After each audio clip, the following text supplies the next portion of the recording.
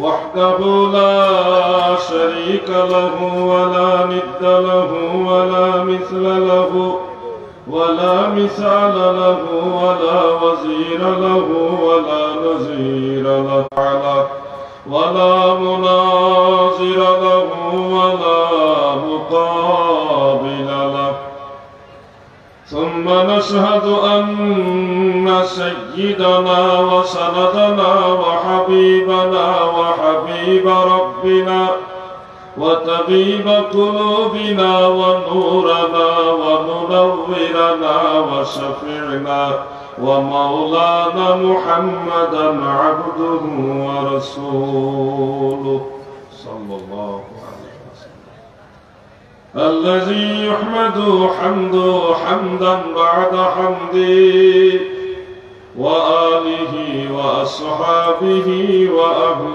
بيته أجمعين أما بعد فقد قال الله تعالى إن الله وملائكته يصلون على النبي يا أيها الذين آمنوا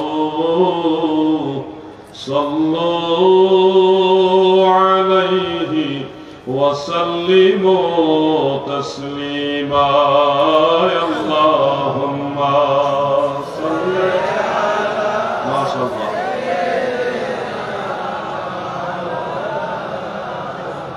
محمد وعلى آل سيدنا मेरा दिल फिदा हो बेज़ौक़े मुहम्मद ना दिल से जुदा हो ये ज़ौक़े मुहम्मद अल्लाहुम्मा सल्ले मरहबा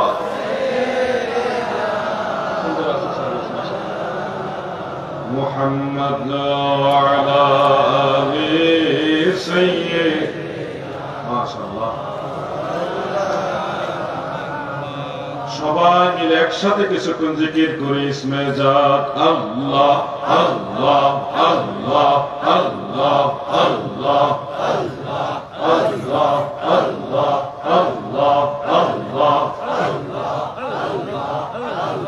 Allah, Allah, Allah, Allah, Allah, Allah, Allah, Allah, Allah, Allah, Allah, Allah, Allah, Allah, Allah, Allah, Allah, La ilaha illallah Muhammadur Rasulullah sallallahu alayhi wa alihi wa sallam ঐতিহ্যবাহী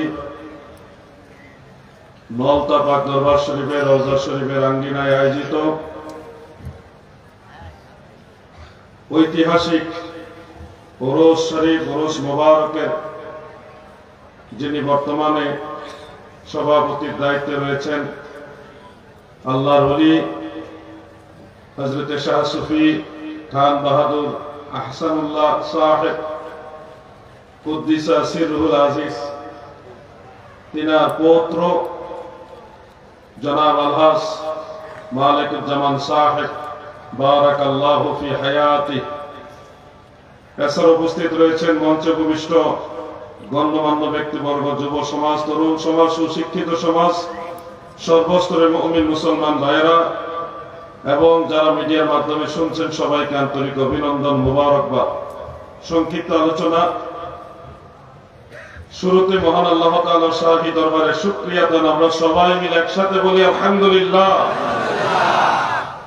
পরম দয়ালু মেহেরবান সর্বশক্তিমান মহাপরাক্রমশালী প্রেমময় দয়াময় আল্লাহ জাল্লা শানুহু আম্মা নওয়ালুহুর রহমতের দুয়ারে আরো শুকরিয়া আদায় করি যে দয়াল আল্লাহ দয়া করে আমাদের মতো নালায়েক নাচিস এই অধম অযোগ্যদেরকে তিনার হাবিব নবী সরকার দু জাহান সৈয়দুল মুরসালিন শাফিউল মুজনিবিন রাহমাতুল লিল আলামিন আমাদের দয়াল নবী, যিনি নবীদেরও নবী, রাসূলদেরও নবী, ফেরেশতাদেরও নবী, আরশ, কুরসি, লৌহ কলমের নবী, কুল কায়নাতের নবী, আমার আল্লাহ বলে আমার নবী। সুবহানাল্লাহ।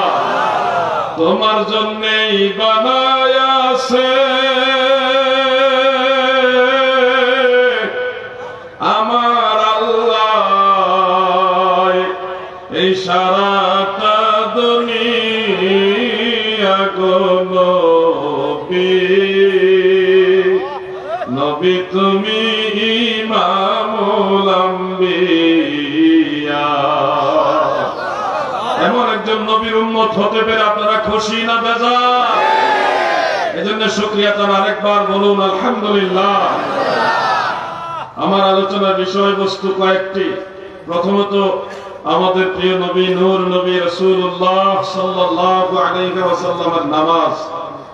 এই নামাজ নিয়ে কিছুক্ষণ আলোচনা আমি করব, তারপরে ধারাবাহিক মোনাজাত, জিয়ারত এবং মিলাদ কিয়াম নিয়ে কিছু কথা বলবো ইনশাআল্লাহ। এমনিতেই চতুর্দিকে ফিতনা আর ফিতনা রাতের গভীর অন্ধকারে আরো বেশি ঘাস করে ফেলেছে, যার কারণে আজকে নামাজ নিয়ে আপনাদেরকে আলোচনা এভাবে করতে হবে যে নামাজ, আমরা যে নামাজ আদায় করি, এই নামাজ যে রাসূলের পাকের নামাজ, এটা এখন আমাদেরকে প্রমাণ করতে হবে। কারণ একটা মহল আপনাদের সামনে এসে বলবে আমরা যেভাবে নামাজ পড়ি, আমাদের বাপ দাদা যেভাবে নামাজ পড়েছে, এটা রাসূলের নামাজ না, এটা জাল হাদিসের নামাজ। নাউযুবিল্লাহ। এই ধরনের তুহমত দিয়ে আপনাদেরকে কনফিউশনের মধ্যে ফেলে দেয় বিধায় আজকে আপনাদেরকে নামাজ নিয়ে আলোচনা করে স্পেশালি বোঝাতে হবে। সবগুলি মাসআলা নিয়ে আলোচনা করা সম্ভব না, কারণ নামাজ নিয়ে কমস কম কয়েকদিন ক্লাস করতে হবে। এক সপ্তাহ 10 দিন 15 দিন যদি লাগাতার ক্লাস করা হয়, তাহলে হানাফি মাযহাবের মাসআলা এবং লা মাযহাবীদের অভিযোগ এগুলি খণ্ডন বিস্তারিত বোঝানো সম্ভব। আমি প্রথমে আপনাদেরকে যে মাসআলাটা নিয়ে আসবো সেটা হলো, নামাজে আমরা যখন দাঁড়াই তখন আমাদের অনেক মুরব্বীরা, মা, চাচি, খালা বা দাদা, চাচারা, তিনারা ইন্নী ওয়াজজাহাতু ওয়াজহিয়া লিল্লাযী ফাতারাস সামাওয়াতি ওয়াল আরদ এটা পড়ে থাকেন। যদিও হানাফি মাযহাবে এটা পড়ার ব্যাপারে সুস্পষ্ট কোনো মুস্তাহিদ বলেননি, কিন্তু অনেকে পড়ে থাকেন, অনেক পুরাতন আলেমরাও পড়তেন। প্রথমে আমাদের অনেক ভাইরা বলে এই ইন্নী ওয়াজজাহাতু পড়া যাবে না, যাই নামাজের দোয়া পড়া বিদআত, এটা কোনো হাদিসে নাই। তো এই কথাটা একতরফা যারা বলে দেন, আমার মনে হয় আর একটু গবেষণা করে, চিন্তা করে, তাহকিক করে আপনারা কথা বললে মানুষ আরো উপকৃত হবে। যেমন ইন্নী ওয়াজজাহাতুটা কখন পড়তে হবে এই ব্যাপারে অনেকগুলো হাদিস রয়েছে। সেখানে আল্লাহর রাসূল সাল্লাল্লাহু আলাইহি ওয়াসাল্লাম বলেছেন, সানা পাঠের সময়, যখন আপনি সানা পাঠ করবেন, ওই সানা পাঠের সময় আপনি ইন্নী ওয়াজজাহাতু পড়বেন বা'দা তাকবীর, তাকবীরের পরে, তাকবীরে তাহরিমা পরে। এটা অনেকগুলো হাদিসের মধ্যে আছে। তবে কোন কোন হাদিসে, যেমন আমি জামিউল আহাদিস এবং হাফিজ ইবনে কাসির রাহমাতুল্লাহ আলাইহির জামিউল মাসানিদ ওয়াস সুনান, সেই দুইটা কিতাবে, আরো কিছু কিতাবে দেখেছি স্পষ্ট উল্লেখ রয়েছে। ইমাম ইবনে হাব্বান রাহমাতুল্লাহ আলাইহির কিতাবুল মাজরুহিন, সেখানেও হাদিসটা রয়েছে এবং অন্যান্য কিতাবেও রয়েছে। হযরত শেরে খোদা মাওলা আলী রাদিয়াল্লাহু তাআলা আনহু এই হাদিসখানা বয়ান করেছেন। আল্লাহর রাসূল সাল্লাল্লাহু আলাইহি ওয়াসাল্লাম বলেছেন, ইজা ইফতাতাহাস সালাতা, যখন নামাজ শুরু করবেন তখন আপনারা বলবেন, আল্লাহর রাসূল বলেছেন ওয়াজহাতু ওয়াজহিয়া লিল্লাযী ফাতারাস সামাওয়াতি ওয়াল আরদ, এটা বলবেন। ওই হাদিসের মধ্যে বা'দা তাকবীর এই কথাটা স্পষ্ট উল্লেখ নাই। অন্যান্য হাদিসের মধ্যে বা'দা তাকবীরের কথাটা আছে, কিন্তু এই রিওয়ায়াত, দুইটা রিওয়ায়াত আছে, ওখানে বা'দা তাকবীরের কথা নাই বিদায় কোন কোন আলেম সতর্কতা বশত যে এই হাদিসটা যদি তাকবীরে তাহরিমার আগের ব্যাপারে নবীজি বলে থাকেন, তাহলে এটাও যেন আমাদের বাদ না পড়ে, এই জন্য তিনারা নামাজে দাঁড়িয়েই ইন্নী ওয়াজজাহাতু এটা পড়ে থাকেন। এটা হলো সতর্কতার জন্য, যে একটা হাদিস তো আছে যেখানে তাকবীরে তাহরিমার কথা উল্লেখ নাই, এই জন্য অনেকে সতর্কতার জন্য এটা আমল করে। কিন্তু আমার ভাইরা যারা বলছেন এটা আমল করাই যাবে না, তাদের কোনো দলিল নাই। তারা হলো সাধারণত কিতাবুল আন্দাজের উপরে নির্ভর করে কথা বলেন। আমরা যেটা আমল করি, আমরা করি বলতে যারা আমল করেন তাদের এই আমলের পিছনে কিন্তু প্রিয় নবীজির হাদিস আছে। এই হাদিসের উপরে সতর্কতা বশত আমল করে থাকেন। কিন্তু যারা এটার বিরোধিতা করতেছেন তাদের তো দলিল নাই, আন্দাজের উপর নির্ভর করে বলে দিচ্ছেন বিদআত। কেন ভাই আপনি নতুন করে বিদআত বলতে হবে কেন? নামাজে বা ইসলামের গুরুত্বপূর্ণ বিষয়গুলো কোনটা সুন্নাত কোনটা বিদআত এটা তো বড় বড় মুজতাহিদ হাফিজুল হাদিস আইম্মায়ে কেরাম কিতাবের মধ্যে লিখে গেছেন যে এটা সুন্নাত এটা বিদআত। আপনি যখন কোন ইমামের রেফারেন্স দিতে পারবেন না, কোন একজন মুজতাহিদ কোন হাফিজুল হাদিস কোন একজন ইমামের রেফারেন্স দিয়ে বিদআত বলতে পারবেন না, তখনই বোঝা যাবে এটা কোন ইমাম বিদআত বানাননি, আপনি নিজে বিদআত বানাইছেন। কথাগুলি যৌক্তিকভাবে নেবেন। এরপরে আমরা অনেকে সময় সুযোগ থাকলে নাওয়াইতু আন উসাল্লিয়া লিল্লাহি তাআলা আরবা রাকাতাই ওয়া যাকাতা সালাতিল এইভাবে বিভিন্ন মৌখিকভাবে আলফাজের মাধ্যমে নিয়ত করে থাকি। অনেক সময় নিয়ত করি, অনেক সময় সময় না থাকলে নিয়ত করি না। আমার ভাইরা এই মৌখিকভাবে নাওয়াইতু আন উসাল্লিয়া লিল্লাহি তাআলা এই নিয়তগুলিকে কি দৃষ্টিতে দেখেন? অনেকে মনে করেন এগুলি বিদআত, করাই যাবে না, সম্পূর্ণ বিদআত, কোরআন হাদিসে কোথাও নাই, গুনার কাজ, ইসলাম বিরোধী কাজ, কোরআন সুন্নাহ বিরোধী কাজ, বিভিন্ন কথা বলেন। সাতক্ষীরার নবীর প্রেমিকারা গো, দিলের কান লাগায় শোনো, বিদআত কাকে বলে? এই বিদআতের সংজ্ঞাটা তারিফটা আপনাদের জানতে হবে।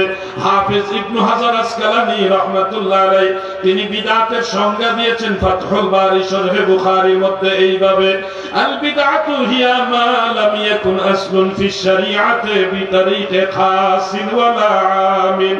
আল্লাহর রাসূলের শরীয়তের মধ্যে সেই জিনিসের আসল, সেই জিনিসের দলিল খাস ভাবেও নাই, আম ভাবেও নাই, সুস্পষ্ট দলিল নাই, অস্পষ্ট দলিল নাই, ওই জিনিসটাকে বলা হবে বিদআত, অর্থাৎ বিদআতে শরঈ, যেটা শরীয়তের দৃষ্টিতে বিদআত।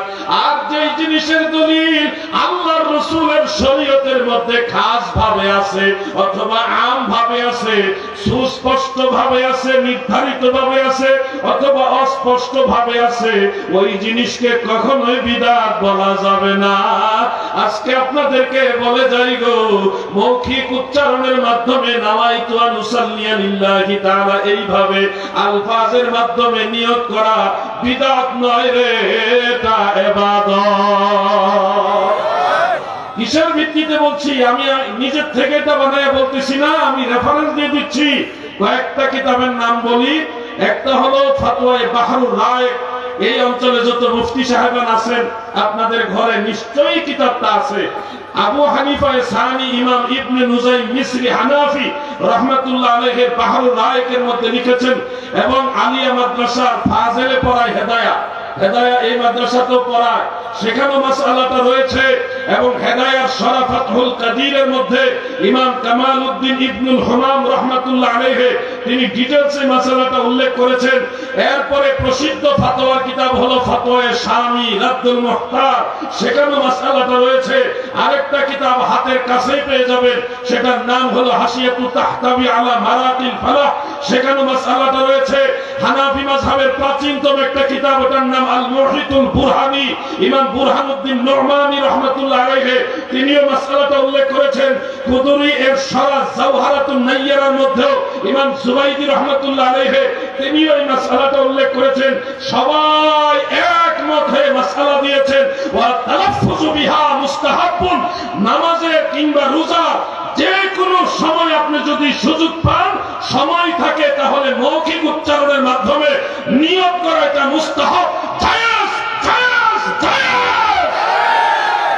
আপনি যদি বলেন জায়েজ নাই, আপনার সাথে আমি ঝগড়া করব না, একটা দলিল দিয়ে আপনি কথা বলুন যে অমুক কিতাবে লেখা আছে জায়েজ নাই। আমরা তো দলিল দিলাম, যে কয়টা কিতাবের নাম বললাম, একটু কষ্ট করে এই কিতাবগুলি দেখুন, খুঁজে না পেলে আমাদের সহযোগিতা নেন। আমরা দুশ্মনী করব না, আপনাকে দূরে সরাই দিব না, ভালোবেসে বুকে জড়িয়ে ধরে আপনাকে কিতাব থেকে খুলে দেখাবো। আমরা সুন্নিরা বানায়া দলে চলি না, আমরা মদিনাওয়ালা দলে চলি, ঠিক কিনা বলে? আপনি বলবেন আল্লাহ রাসূল এবং সাহাবায়ে কেরাম এইভাবে মৌখিক উচ্চারণের মাধ্যমে নিয়ত করছে কিনা? আমি তখন বলবো ভাই হ্যাঁ, আমার দয়াল নবীজির এক দল সাহাবী মৌখিক উচ্চারণের মাধ্যমে নিয়ত করেছে। একটু কষ্ট করে নোট করুন। হাফিজুল হাদিস ইমাম আবু আব্দুল্লাহ মুহাম্মদ ইবনে ইসমাইল ইবনে ইব্রাহিম ইবনে মুগীরা রাহমাতুল্লাহ আলাইহি, যিনি ইমাম বুখারী নামে প্রসিদ্ধ, তিনি তার সহিহ গ্রন্থের মধ্যে মানে সহিহুল বুখারীর মধ্যে তরজমাতুল বাবের মধ্যে একখানা হাদিস উল্লেখ করেছেন। হযরতে উম্মে আতিয়া রাদিয়াল্লাহু তাআলা আনহা সহ হযরত ইবনে আব্বাস, হযরত আবু হুরায়রা, এক দল সাহাবী, এনারা মাহে রমাদান ছাড়া অন্য এক সময়ে আসহাবে সুফফার সদস্য বিদায় সারাদিন রাত্র খায় না, আগের দিনও কিছু খায় নাই, 2 দিন ধরে না খেয়ে থাকতে থাকতে পেটের ক্ষুধার যন্ত্রণা আর সহ্য করতে পারছে না। তখন একজন সাহাবী তিনার ঘরের দুয়ারে গিয়ে জিজ্ঞাসা করলেন, আপনার কাছে কি কোনো খাবার আছে? কয়েকজন সাহাবী মিলে বলতেছে, আপনাদের কাছে কি কোনো খাবার আছে? তখন বাড়িওয়ালা, ঘরওয়ালা বললেন, আমার কাছে এই মুহূর্তে খাবার নেই। তখন ওই সাহাবীরা কি করবেন, এমনও তো সারাদিন না খেয়ে থাকতে হবে, এই জন্য সকল সাহাবীরা উপস্থিত মৌখিক উচ্চারণের মাধ্যমে নিয়ত করলেন, ইন্নী সাইমুন ফি ইয়াউমি হাযা, ইন্নী সাইমুন ফি ইয়াউমি হাযা। মৌখিক উচ্চারণের মাধ্যমে সাহাবারা নিয়ত করলেন। এমনকি হজে যাওয়ার সময়ও মৌখিক উচ্চারণের মাধ্যমে নিয়ত করতে হয়। তার মানে বোঝা যাচ্ছে মৌখিক উচ্চারণের নিয়তটা ইসলাম ধর্মে বিদআত নয়, অপছন্দনীয় নয়, বর্জনীয় নয়, বরং এটা গ্রহণীয় সুন্নতে সাহাবা, যেটা হাদিস থেকে প্রমাণিত, বুখারী থেকে প্রমাণিত। যেই জিনিস রাসূল পাকের সাহাবারা করেছে, বুখারী শরীফ আছে, অন্যান্য কিতাব আছে, ইমাম বাইহাকির মারিফাতুস সুনান ওয়াল আসহারের মধ্যে ইমাম আবু বকর বাইহাকি উল্লেখ করেছেন। অতএব এটাকে বিদআত বললে এই ফতোয়া শুধুমাত্র নওতা দরবারের আশিকিন মুহাব্বিনদের বিরুদ্ধে যায় না। মৌখিক উচ্চারণের মাধ্যমে নিয়ত করা বিদআত বললে আপনার এই ফতোয়া আল্লাহর রাসূলের সাহাবীদের বিরুদ্ধে চলে যায়। ঠিক না? অতএব ফতোয়া দেওয়ার আগে ভালোভাবে স্টাডি করে দেওয়া উচিত, এতে করে মানুষ আপনার দ্বারা উপকৃত হবে। পাইকারি মূল্যে ফতোয়া দিয়েন না, কোরআন কিতাব দিয়ে ফতোয়া দেন, আর কিতাবুল আন্দাজ দিয়ে ফতোয়া দিবেন না, এটা আমাদের অনুরোধ। এরপরে আসেন নাওয়াইতু আন কইয়া নিয়ত করলাম, নিয়তে হাত কোথায় উঠানো যাবে এই মর্মে অনেকগুলো হাদিস।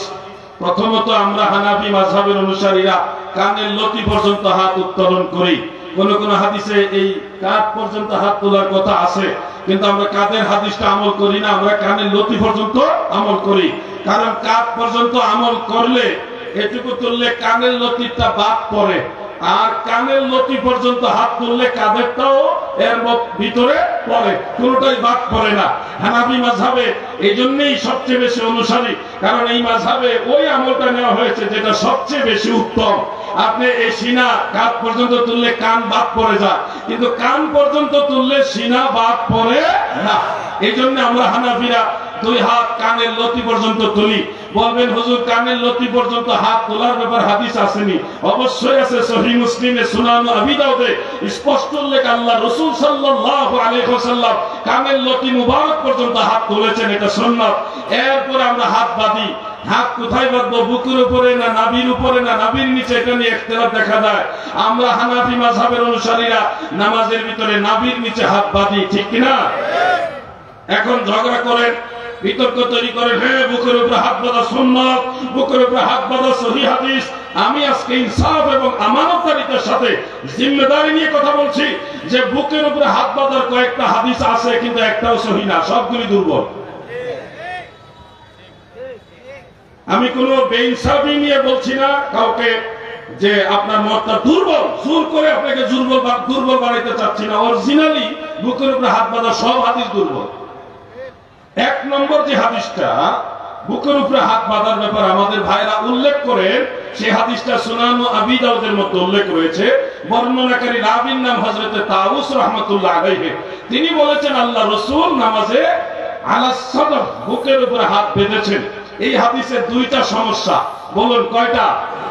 1 নম্বর সমস্যা হলো, যিনি বলেছেন আল্লাহ রাসূল সাল্লাল্লাহু আলাইহি ওয়াসাল্লাম বুকের উপরে হাত বেঁধেছে, ওই লোক জীবনে কোনদিন আল্লাহর নবীকে দেখেই নাই। উনি হলো তাবেঈ, সাহাবী না, তাউস রাহমাতুল্লাহ আলাইহি। তাহলে বুঝেন কি শক্তিশালী হাদিস এটা। যিনি নবীজির বুকের উপরে হাত বাঁধার কথা বলছেন, উনি কোনদিন নবীজিকে দেখেই না। দ্বিতীয় সমস্যা হলো, এর সনদে আরেকজন রাবী আছে, ওনার নাম হলো মুসা ইবনে সুলাইমান।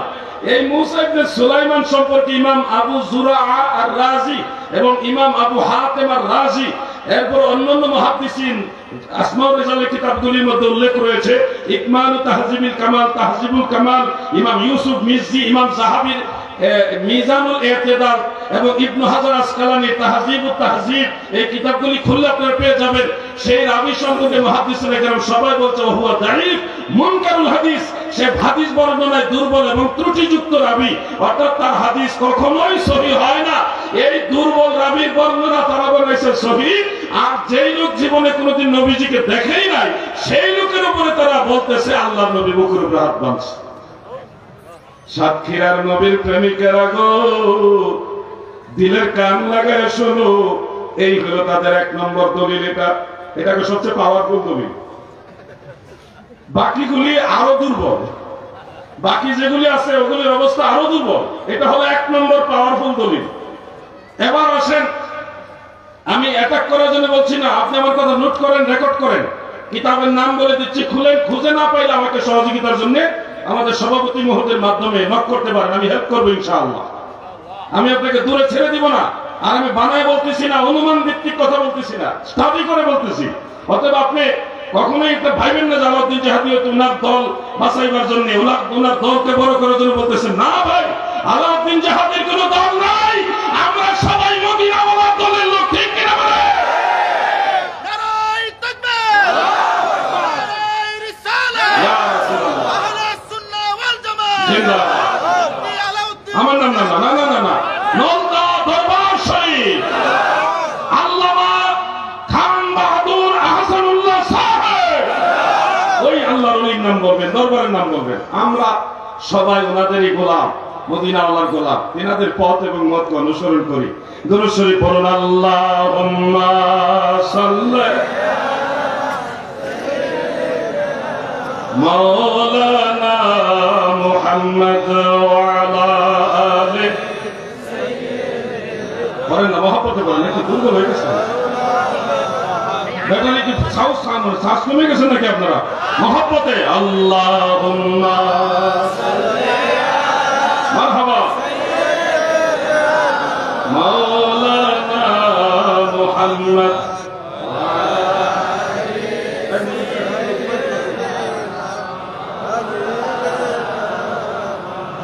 আমার দাদু ভাইরা গভীর মনোযোগ। এবার আসুন আমরা যারা নাভির নিচে হাত বাঁধি, আমাদের দলিল কি? আমাদের বেশি দলিল লাগবে না। বুখারী এবং মুসলিমের একটা হাদিস আপনাদের শোনাই।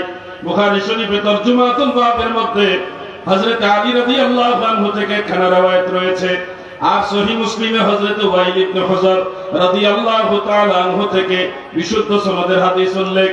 তিনি আল্লাহর নবী সম্পূর্ণ নামাজের ব্যাখ্যা দিতেছে গো।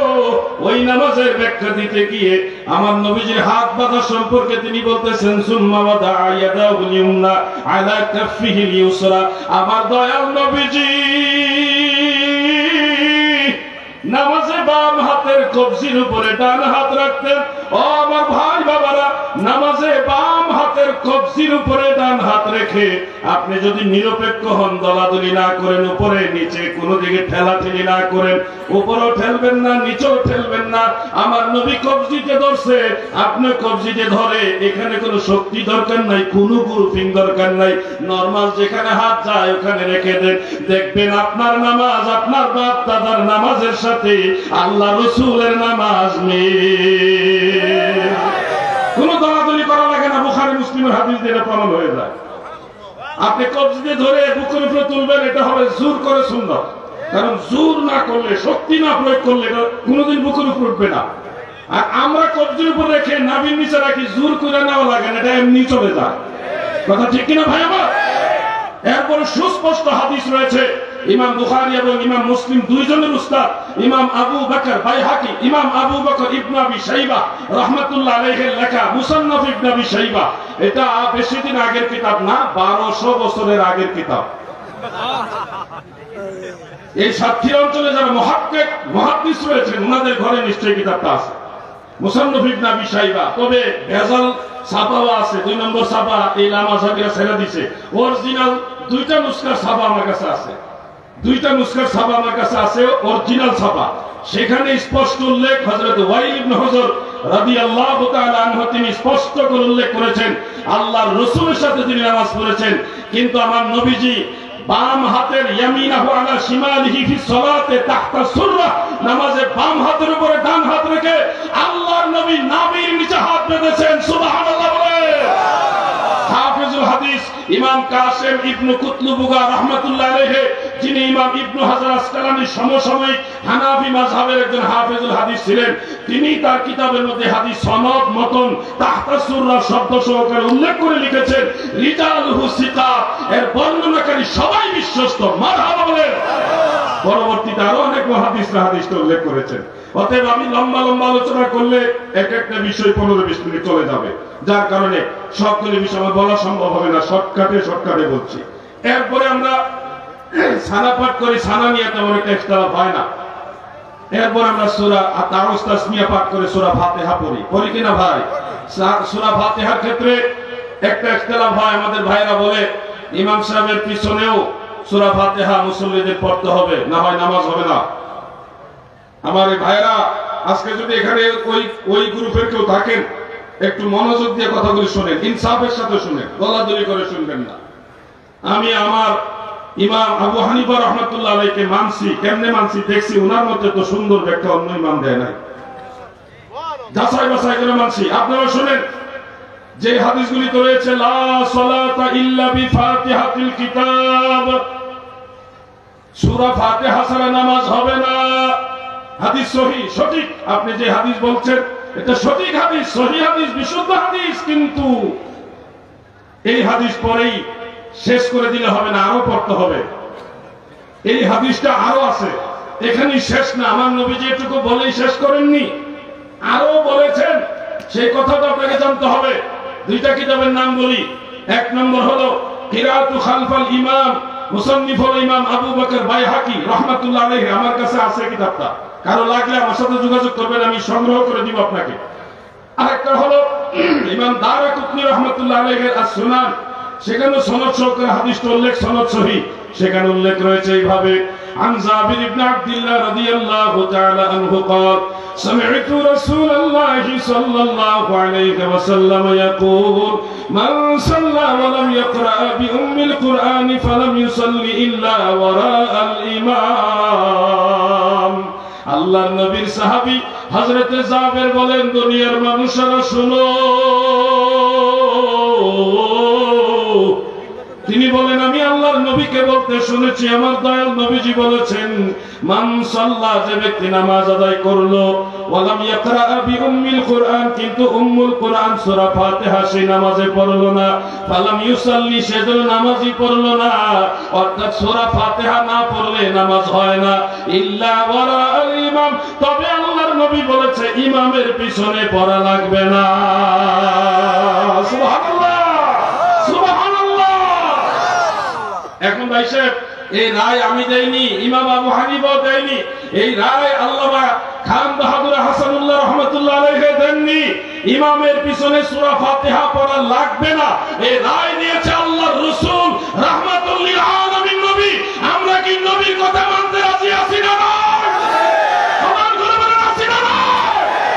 নারায়ে তাকবীর, নারায়ে রিসালাত, আহলে সুন্নাহ ওয়াল জামাত। আমার ভাইরা আসুন একটু সামনে আগাই। কেরাতের ব্যাপারও তেমন কোনো ইখতিলাফ নাই, মূল বিষয়গুলো আপনাদের সামনে নিয়ে আসছি। এরপরে সমস্যা বাজে হলো রফউল ইয়াদাইন বারবার করব নাকি একবার করব। আমরা কিন্তু রফউল ইয়াদাইন করি, কিন্তু তাকবীরে তাহরিমার সময় করি, অন্য সময় করি না। একবার করি আল্লাহু আকবার, এই একবার উঠাইছি, আর হাত উঠাই না। কিন্তু আমাদের ভাইরা এখন নতুন করে আমাদের মাঝে বিষয়টা ছড়াচ্ছেন যে না, সব সময় মানে রুকুর সময় করতে হবে, রুকু থেকে দাঁড়ানোর সময় করতে হবে, সিজদায় যাওয়ার সময় করতে হবে, না হলে আপনি অনেক নেকি থেকে বঞ্চিত হবেন। হ্যাঁ, প্রতি রফউল ইয়াদাইনে 10 নেকি বঞ্চিত হয়ে যাবেন। এই যে বিভিন্ন ভাবে মানুষকে নেকির একটা লোভ দেখায়, আপনারা সওয়াব থেকে বঞ্চিত হইতেছেন, সহিহ হাদিস আমল করেন না। ভাই আমার, সব হাদিস সুন্নাত না। আপনারা বলেন কুরবানির গোশত 3 দিনের বেশি খাওয়া যাবে না, সহিহ হাদিসে আছে। এই হাদিস কারা কারা আমল করেন?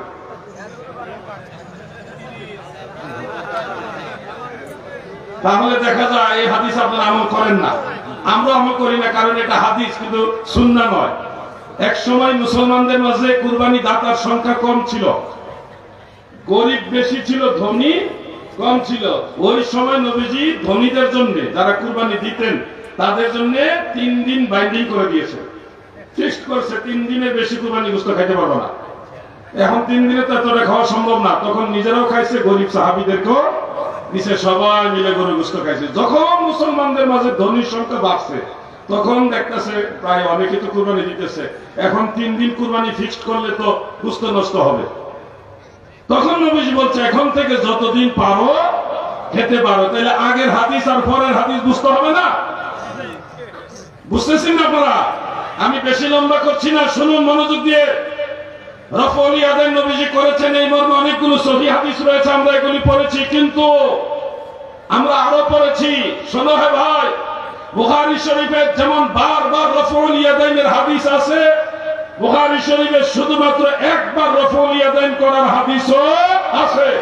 আমার ভাইরা কষ্ট করে বারবার রফউল ইয়াদাইন করার হাদিসটাই বয়ান করেন, কিন্তু একটু মেহেরবানি করে শুধুমাত্র একবার রফউল ইয়াদাইন করার হাদিসটা বয়ান করে না, অথবা জানেই না। ভাই আমার, একটা বিষয় আমি সবসময় রফউল ইয়াদাইনের ব্যাপারে বলে থাকি, আজকে আপনাদের বলে যাই। বুখারী শরীফে যেই হাদিসটা রয়েছে বারবার রফউল ইয়াদাইন করার, সেই বিষয়টা হলো হযরত আব্দুল্লাহ ইবনে ওমর রাদিয়াল্লাহু আনহুমা। তিনি বলেছেন, আল্লাহর হাবিব যখন নামাজ শুরু করতেন, ইজা ইফতাতাহা সালাত রাফা ইয়াদাইহি, আমার নবীজি 2 হাত তাকবীরে তাহরিমার সময় উঁচা করতেন, রুকুতে যাওয়ার সময় 2 হাত উঁচা করতেন, রুকু থেকে দাঁড়ানোর সময় এবং তৃতীয় রাকাত থেকে দাঁড়ানোর সময় 2 হাত নবীজি উঁচা করতেন।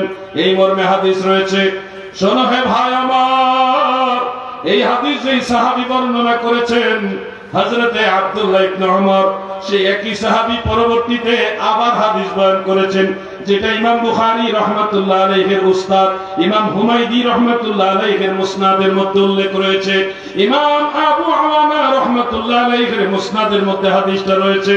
দাদুরে, সেটাও সহিহ হাদিস, ইমাম বুখারীর উস্তাদের বর্ণনা করা হাদিস। সেখানে তিনি বলেন, আল্লাহর নবী যখন নামাজ শুরু করতেন 2 হাত উঁচা করতেন, ওয়া ইজা আরাদা আইয়ারকা, যখন নবীজি রুকু করার ইরাদা করতেন, ওয়া ইয়ারফাউ রাসাহু মিনার রুকু, এবং রুকু থেকে নবীজি যখন মাথা উঁচু করতেন, ফালা ইয়ারফাউ, তখন আর নবীজি হাত উঁচা করতেন না, ওয়ালা বাইনা সিজদাতাইনে, 2 সিজদার মাঝে আল্লাহর নবী হাত উঁচা করতেন না। আব্দুল্লাহ ইবনে ওমর এই হাদিসের মধ্যে পরিষ্কার উল্লেখ করেছে, আল্লাহর নবী শুধুমাত্র একবার তাকবীরে তাহরিমার সময় হাত উঁচা করতেন। তাহলে একজন সাহাবীর বর্ণনা হলো 2 রকম। একই সাহাবী একবার বলছেন নবীজি বারবার রফউল ইয়াদাইন করছেন, আবার একই সাহাবী বললেন নবীজি একবার রফউল ইয়াদাইন করছেন, দুইটাই সহিহ হাদিস। এখন আমরা কোনটা মানবো কোনটা বাদ দিব, একটা টেনশন না? এখান থেকে মুহাদ্দিসিনে কেরাম, হানাফি মাযহাবের আইম্মায়ে কেরাম, তেনারা গবেষণা করে দেখলেন কেন উনি 2 রকম বর্ণনা করলেন। সাহাবারা তো মিথ্যা বলেন না। মূল কথাটা হলো, আল্লাহর নবী প্রথম দিকে বারবার রফউল ইয়াদাইন করছেন, তখন তিনি বারবার রফউল ইয়াদাইন করার হাদিস বয়ান করছেন। আবার পরবর্তীতে আল্লাহ রাসূল সাল্লাল্লাহু আলাইহি ওয়াসাল্লাম একবার রফউল ইয়াদাইন করেছেন, বারবার করেন নাই, তখন তিনি ওই একবার রফউল ইয়াদাইনের হাদিসটাই বয়ান করছেন। দুইটাই সঠিক। এখন প্রথম দিকে যে আমলটা নবীজি করছে ওটা হাদিস, কিন্তু লাস্ট সর্বশেষ যেটা নবীজি করে গেছেন এটা হলো সুন্নাহ। আমরা নবীজির চূড়ান্ত আমল যেটা সেটা আমল করব, সর্বশেষ নবীজি যেটা করে গেছে সেটা আমল করবো, এটা সুন্নাহ।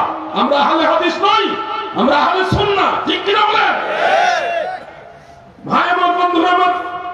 হয়তো আপনি প্রশ্ন করতে পারেন যে হাদি ভাই, আল্লাহর হাবিব রাহমাতুল লিল আলামিন নবী সর্বশেষ একবার রফউল ইয়াদাইন করেছেন, এটার বাস্তবতা কিভাবে আপনি বুঝলেন? এমনও তো হইতে পারে নবীজি আগে একবার উঠাইছে, পরে বারবার উঠাইছে, এরকম প্রশ্ন একটা করতে পারেন। আমি এবার আপনাকে সহজ করে দেই। বলুন তো, এই সাহাবীর নামটা কি ছিল? বলেন না, তোমরা নামই তো চাইতেছি, ওনারা মনোযোগ দাও। সাহাবীর নাম কি? আব্দুল্লাহ ইবনে ওমর। বলেন, আব্দুল্লাহ ইবনে ওমর। তিনি একবার বলছে আল্লাহ রাসূল সাল্লাল্লাহু আলাইহি সাল্লাম বারবার হাত তুলেছেন, আরেকবার বলছে নবীজি শুধু একবার হাত তুলেছেন। তো এই যে সাহাবী, উনি নবী করিম সাল্লাল্লাহু আলাইহি সাল্লাম ইন্তেকাল শরীফের পরে, নবীজি পর্দা করার পরে উনি নামাজ পড়ছেন কিভাবে, ওইটা দেখলেই তো বের হয়ে যায় লাস্টের আমল কোনটা। কথা ঠিক আছে না ভাই? বুঝছেন না আপনারা? বুঝছেন না বিষয়টা? আব্দুল্লাহ ইবনে ওমর নবীজি পর্দা নেওয়ার পরে কিভাবে নামাজ পড়ছে, ওইটা যদি আপনি খুঁজে বের করতে পারেন তাহলে তো বোঝা যাচ্ছে আল্লাহর হাবিব লাস্ট সর্বশেষ কোন আমলটা করছেন। এই ব্যাপারে আপনারা একটা সহিহ হাদিস মনে রাখতে পারেন, এটা হলো মুসান্নাফ ইবনে আবি শাইবার মধ্যে সহিহ সনদ উল্লেখ, এবং শারহু মাআনিল আসার আলিয়া মাদ্রাসার কামিলে ফিকহ বিভাগে কিতাবটা পড়ায়, তাহাবি শরীফ শারহু মাআনিল আসার, সেখানে হাদিসটা সহিহ সনদ উল্লেখ রয়েছে। আন মুজাহিদিন রাহিমাহুল্লাহু তাআলা قال صليت خلف ابن عمر رضي الله تعالى عنهما فلم يرفع يديه الا مره واحده। হযরত মুজাহিদ রাহমাতুল্লাহ আলাইহি বলেন, আমি আব্দুল্লাহ ইবনে ওমরের পিছনে নামাজ পড়েছি গো, তিনি শুধুমাত্র একবার ব্যতীত আর কখনো হাত উত্তোলন করতেন না। ফালাম ইয়ারফা ইয়াদাইহি ইল্লা মাররাতান ওয়াহিদা, তিনি শুধুমাত্র তাকবীরে তাহরিমায় একবার হাত উঁচা করেছেন, এছাড়া কখনো হাত উঁচা করেননি। অতএব প্রমাণিত হলো রাফুল ইয়াদাইন একবার করা হলো সুন্নাত, বারবার সুন্নাত না, বারবার হাদিস, কিন্তু একবার হলো সুন্নাত। আমরা হলে হাদিস না, আমরা হলে সুন্নাত। ঠিক কি না ভাই? বুঝতে কষ্ট হইতেছে আপনারা? একবার ইজি করে দিচ্ছে।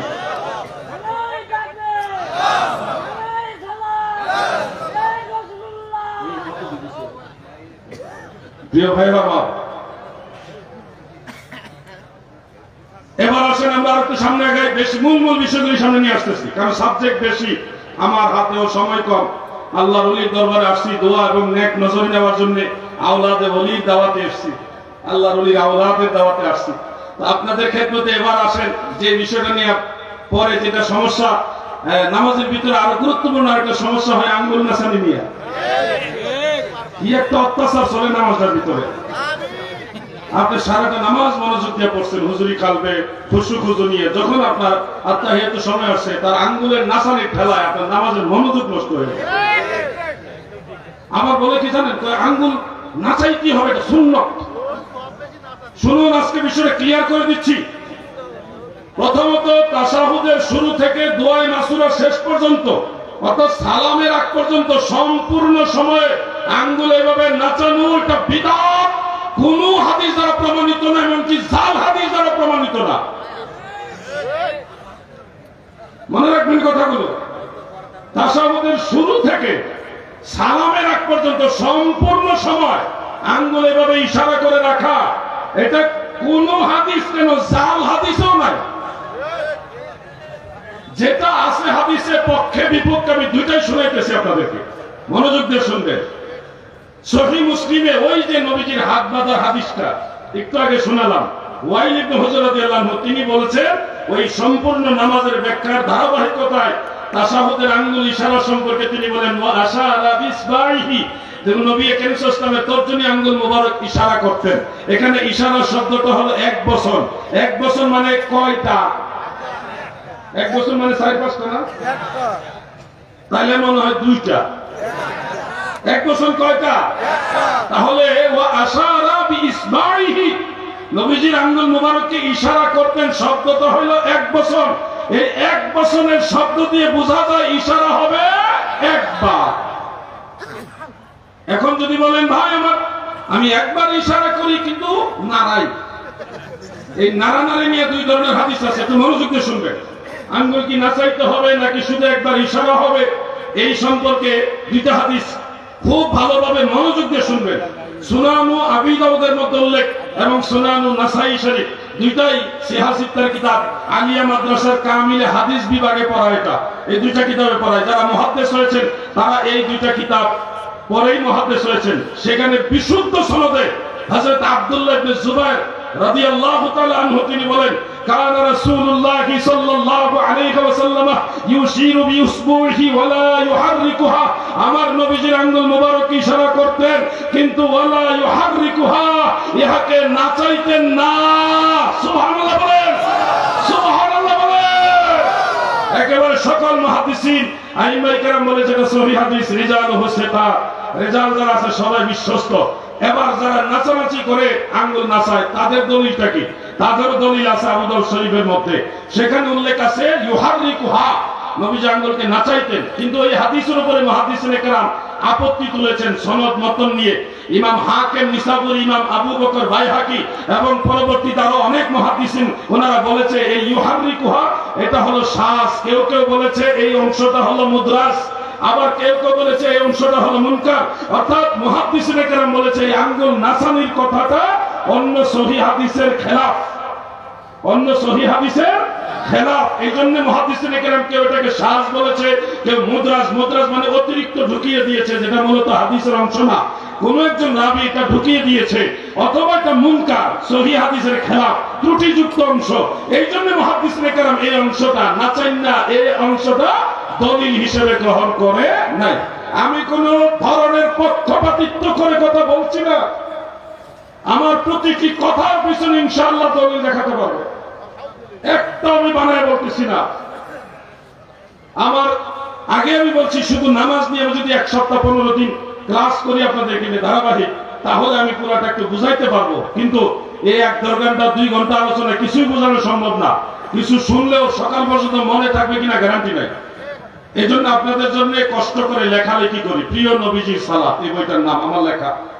এই বইটা আযান, ইকামত, ওযু, নামাজের মৌখিক নিয়ত, নিয়ত যেহেতু, এরপরে আরো যত নামাজের ধারাবাহিক প্রত্যেকটা আমল সহিহ হাদিসের আলোকে, পাশাপাশি নামাজহাবীরা যত আপত্তি করে সেগুলি খণ্ডনে, ফরজ নামাজের পরে দোয়া, তারপরে জানাজার নামাজের ডিটেইলস দলিল এবং নামাজহাবীদের খণ্ডন, জানাজার পরে দোয়া, ঈদের নামাজ, জুমার নামাজ, তারাবির নামাজ, তাহাজ্জুদ নামাজ, যত নামাজ আছে সব নামাজের ধারাবাহিক দলিল সহিহ হাদিসের আলোকে বইটার মধ্যে উল্লেখ করেছি।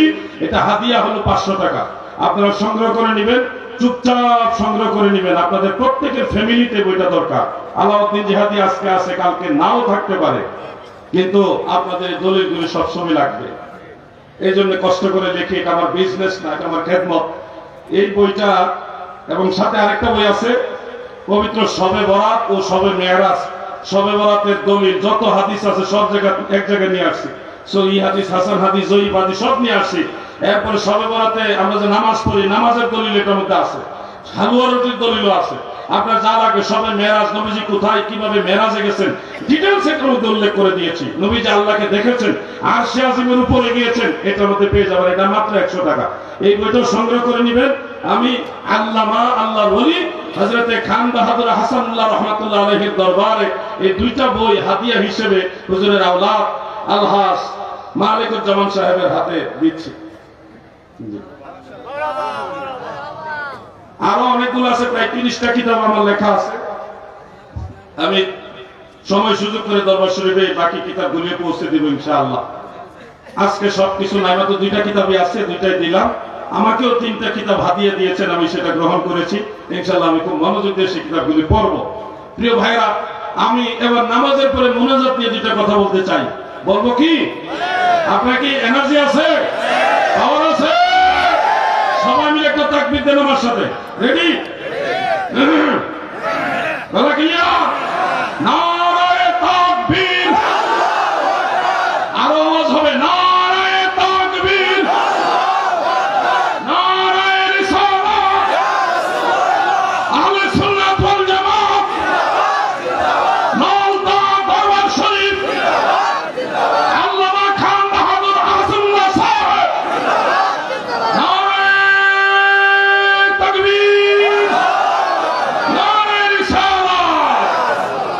মোটামুটি পাওয়ার আছে।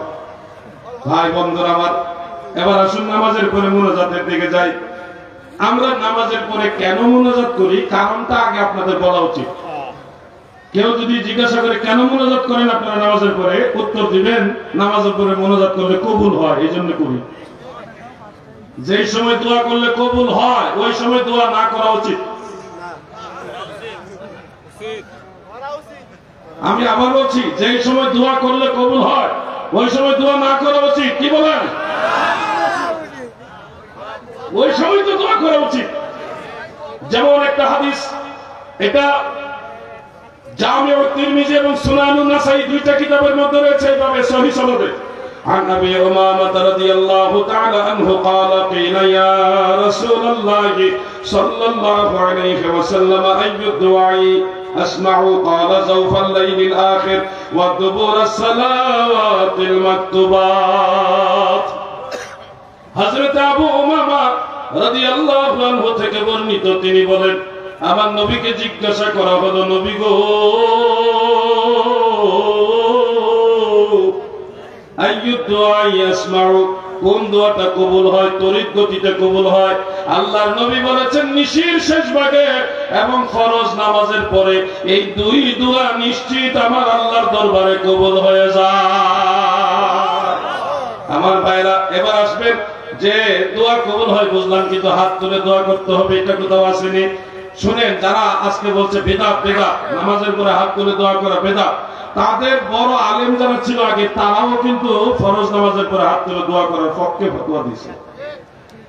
ওলামায়ে দেওবন্দ যারা আছেন, কওমি অঙ্গনের আলেম ভাইরা, আপনারা তো সবাই জানার কথা, দেওবন্দের বিখ্যাত আলেম রশিদ আহমদ গাঙ্গুহি সাহেবের আল কাওকাবুদ দুরার সে কিতাবের মধ্যে লিখেছেন, এবং দেওবন্দি আলেমদের আরেকজন শীর্ষস্থানীয় আলেম আশরাফ আলী থানভী সাহেবের আমার কাছে কয়েকটা কিতাব আছে, বিশেষ করে ওনার যে প্রসিদ্ধ যে কিতাব বেহেশতি জৌরের মধ্যে ফরজ নামাজের পরে হাত তুলে দোয়া করার কথা আছে, আর অন্য কিতাবের মধ্যে আছে।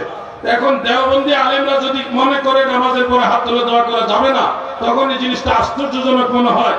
কারণ দেওবন্দের আলেম যারা ছিল, বড় বড় আলেম, তারা ফরজ নামাজের পরে হাত তুলে দোয়া করার পক্ষে। এরপরে যদি বলেন না আমি দেওবন্দি নই, আমি আহলে হাদিস, তাতে অসুবিধা নাই। আহলে হাদিসের বড় একজন শেখ ইমাম, তাদের ওনার নাম হলো শেখ আব্দুর রহমান হুজাইফি আর শেখ আব্দুর রহমান মুবারকপুরি। তিনার লেখা একটা কিতাব, এটার নাম তুহফাতুল আহওয়াজি। খেয়াল করেন, এদিকে থাকেন সবাই। তুহফাতুল আহওয়াজির মধ্যে ফরজ নামাজের পরে 6টা হাদিস উল্লেখ করেছেন দোয়ার পক্ষে, হাত তুলে দোয়া করার পক্ষে। মারহাবা বলেন। কয়টা হাদিস? 6টা হাদিস উল্লেখ করেছেন ফরজ নামাজের পরে হাত তুলে দোয়া করার পক্ষে। লামাযহাবী যারা আহলে হাদিস, তাদের ওইগুলি একটু দূরে সরে না, হারে মনোযোগ নষ্ট করে দিতেছে, একটু সাইডে যাও, একটা সাইডে যাও, একটু দরুদ শরীফ পড়েন। আল্লাহুম্মা সাল্লি আলা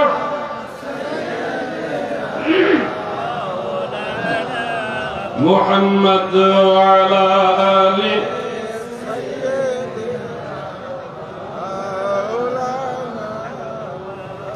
কষ্ট হইতেছে আপনারা, সুবিধার না, মহব্বতে করেন। আল্লাহুম্মা মাশাআল্লাহ মাওলানা মুহাম্মদ ওয়া আলা মাওলানা। আসলে বইগুলো দাদু, আমার বই তো মার্কেটে পাওয়া যায় না, কোনো লাইব্রেরিতে পাওয়া যায় না, যেখানে যায় হুমড়ি খেয়ে মানুষ পড়ে। এবং খুশির খবর হলো আল্লাহ পাকের অশেষ দয়ায় মদিনাওয়ালার ওসিলায় এই বই পড়া অনেক আহলে হাদিস আবার হানাফি মাযহাবে আসছে। তাদের বড় বড় যারা শায়েখ, তারা স্তব্ধ হয়ে গেছে, তারা জানেও না এই দলিল যে আছে। এই জন্য মাঝে মধ্যে আমি পাপি নালায়েক বলি যে আলাউদ্দিন জিহাদি বড় মারাত্মক চিজ, এমন দলিল দিব তুমি চিন্তাও করতে পারবা না, আবার অস্বীকারও করতে পারবা না। আমার জীবনে সর্বোচ্চ চেষ্টা দিয়ে পৃথিবীর বহু প্রান্ত থেকে দুর্লভ দুষ্প্রাপ্য কিতাবগুলি সংগ্রহ করে নিয়ে আসছে। এমন এমন কিতাব আল্লাহ পাকের দয়ায় সংগ্রহ করছে যেগুলির নামও এই ওয়াহাবিরা শুনছে না। ভাই বন্ধুরা আমার, যেই কথাটা বলতেছিলাম, শেখ আব্দুর রহমান মুবারকপুরি তুহফাতুল আহওয়াজি ওই কিতাবের 300 নম্বর হাদিসের ব্যাখ্যায় ফরজ নামাজের পরে হাত তুলে দোয়া করার পক্ষে 6টি হাদিস উল্লেখ করে তিনি স্পষ্ট করে বলতেছেন যে ইন্না রাফআল ইয়াদাইনি বা'দা সালাতি জাইজুন লাউ ফাআলাহু আহাদান ফালা বা'সা আলাইহি ইনশাআল্লাহ। নামাজের পরে সবাই একই করেন, ফরজ নামাজের পরে কেউ যদি দুই হাত তুলে দোয়া করে আল্লাহ যেহেতু কোনো অসুবিধা নাই, সেটা জায়েজ। মারহাবা বলেন। আল্লাহর রাসূল যদি নামাজের পরে হাত তুলে দোয়া করে, এখানে আর কোনো কথা আছে? কথা বলার চান্স আছে? এখন যদি বলেন ফরজ নামাজের পরে হাত তুলে দোয়া করার দলিল নাই, আমি বললাম করেন না, আপনারা কিতাবটি পড়েন, আমাদের দলিল দেওয়া লাগবে না, আপনাদের হুজুরাই দলিল এক জায়গায় জমাইয়া দলিল দিয়ে দিছে আল্লাহ রাসূল ফরজ নামাজের পরে হাত তুলে দোয়া করেছেন। শুনুন, আমি আপনাদেরকে একটা জিনিস ট্রেনিং দিতে চাই। কেউ যদি বলে আপনাকে যে ফরজ নামাজের পরে আপনারা হাত তুলে দোয়া করেন কেন, আপনারা উত্তর দিবেন আল্লাহর নবী নিজে ফরজ নামাজের পরে হাত তুলে দোয়া করেছেন, এই জন্য আমরা করি। পারবেন না? আমি প্রশ্ন করি, আপনার উত্তর দেন। আপনারা ফরজ নামাজের পরে হাত তুলে দোয়া করেন কেন? উত্তর দেন। হ্যাঁ, আল্লাহর নবী ফরজ নামাজের পরে হাত তুলে দোয়া করেছেন। এটা কি, যদি প্রশ্ন করি এটা কি সহিহ হাদিস না জাল হাদিস, আপনারা বলবেন এটা সহিহ হাদিস। কি হাদিস? সহিহ হাদিস। একটা হাদিস শরীফ শুনিয়ে দেই মনের সান্ত্বনার জন্য। একটা এই হাদিসটা আছে তাফসীরে তাবারির মধ্যে এবং তাফসীর ইবনে আবি হাতিম। এই দুইটা কিতাব বেশি দিন আগের না, এটা প্রায় 1150 বছরের আগের কিতাব। দুটোই প্রায় 1150 বছরের আগের কিতাব। ওই সময় যারা দোয়া বিরোধী তারা ছিল, যারা দোয়া মানে না তারা কি ওই সময় ছিল? দেখেন কত আগের কিতাবের মধ্যে দোয়ার দলিল উল্লেখ। عن أبي هريرة رضي الله تعالى عنه قال كان رسول الله صلى الله عليه وسلم رفع يديه بعدما سلم وهو مستقبل القبلة إلى آخر الحديث। হযরত আবু হুরায়রা বলেন, আল্লাহর রাসূল যখন নামাজের সালাম ফিরাইতেন গো, নামাজের সালাম ফিরাইবার পরে কিবলামুখী হয়ে দুই হাত তুলে দোয়া করতেন। আমি জানতে চাই এই মালটা দরবারে যারা উপস্থিত, আপনারা বলুন আমার নবীজি যেহেতু ফরজ নামাজের পরে হাত তুলে দোয়া করেছেন, সেহেতু ফরজ নামাজের পরে হাত তুলে দোয়া করা জায়েজ না নাজায়েজ? জবান করে বলেন জায়েজ না নাজায়েজ? এখন ভাই আপনি দ্বিমত পোষণ করছেন বিদআত, ঠিক আছে, আপনাকে সম্মান দিয়ে বললাম। এই যে বিদআত বলছেন, এই কথাটা কোন কিতাবে লেখা আছে? আমরা তো বললাম এটা জায়েজ, আল্লাহ রাসূলের সুন্নাত, কারণ আমার নবী নিজে করেছেন। এর পক্ষে সহিহ হাদিস আছে আমার জানা মতে 9টা হাদিস আছে। কয়টা? আর আব্দুর রহমান মুবারকপুরি উল্লেখ করছে 6টা, আমার জানা আছে 9টা। এই 9টা হাদিসে পাইছি আল্লাহ রাসূল সাল্লাল্লাহু আলাইহি সাল্লাম ফরজ নামাজের পর হাত তুলে দোয়া করেছেন। এখন আপনি যে বলছেন নামাজের পর হাত তুলে দোয়া করা যাবে না, আপনার দলিল কি? যতই তল্লাশি লাগায় গিয়ে দেখি তাদের দলিল হলো কিতাবুল আন্দাজ। এটা বড় মারাত্মক কিতাব নাকি? কিতাবুল আন্দাজ বলেন, এটার নাম কি? কিতাবুল আন্দাজ। এটা কি কিতাব? অনুমানে বলে, কুরআন হাদিসে নাই, আন্দাজি কিতাব। আল্লাহ যেন তাদেরকে বুঝার তৌফিক দেন। বলে না আমি, আমার কথা বেজার হইতেছেন আপনারা? আমি কি কাউকে গালি দিতেছি নাকি? আমার আওয়াজ বেশি হয় কিন্তু আমি কাউকে গালি দেই না, কখনোই না। আমি কোন রাজনৈতিক আলোচনা করি না, মাসআলা কেন্দ্রিক আলোচনা করি। সত্য কথাটা একটু জোরে বলি আর কি, সত্য কথাটা একটু জোরে বলি। কেউ যদি মনে করেন এটা মিথ্যা, আমার সাথে মোকাবেলা করতে পারেন। আমি স্টেজে ওঠার আগে আমার একজন সম্মানিত আলেম ভাই আমার কাছে এসে বলেছেন, বসেছেন, খুব ভালোবাসার সুরে আনন্দ নিয়ে জিজ্ঞাসা করেছেন, হুজুর একটা বক্তব্য শুনেছি যে আপনি বলেছেন যে আমার কথা যারা শুনবে, আমার কথা যারা মানবে তাদের কবরে মুনকার নকির আসবে না। হুজুর এই কথাটা আপনি কি এভাবে বলছেন কিনা? আমি ওনার এই কথাটা শুনে খুশি হয়েছি। এভাবে আপনার কাছে এসে বসবেন, জিজ্ঞাসা করবেন, ভুল ভেঙে যাবে। আমার কথাটা ছিল এরকম যে একজন বুজুর্গ ব্যক্তি তিনি বলেছিলেন যে বাবা তোমরা নিয়মিত সূরা মুলকের তিলাওয়াত করবে।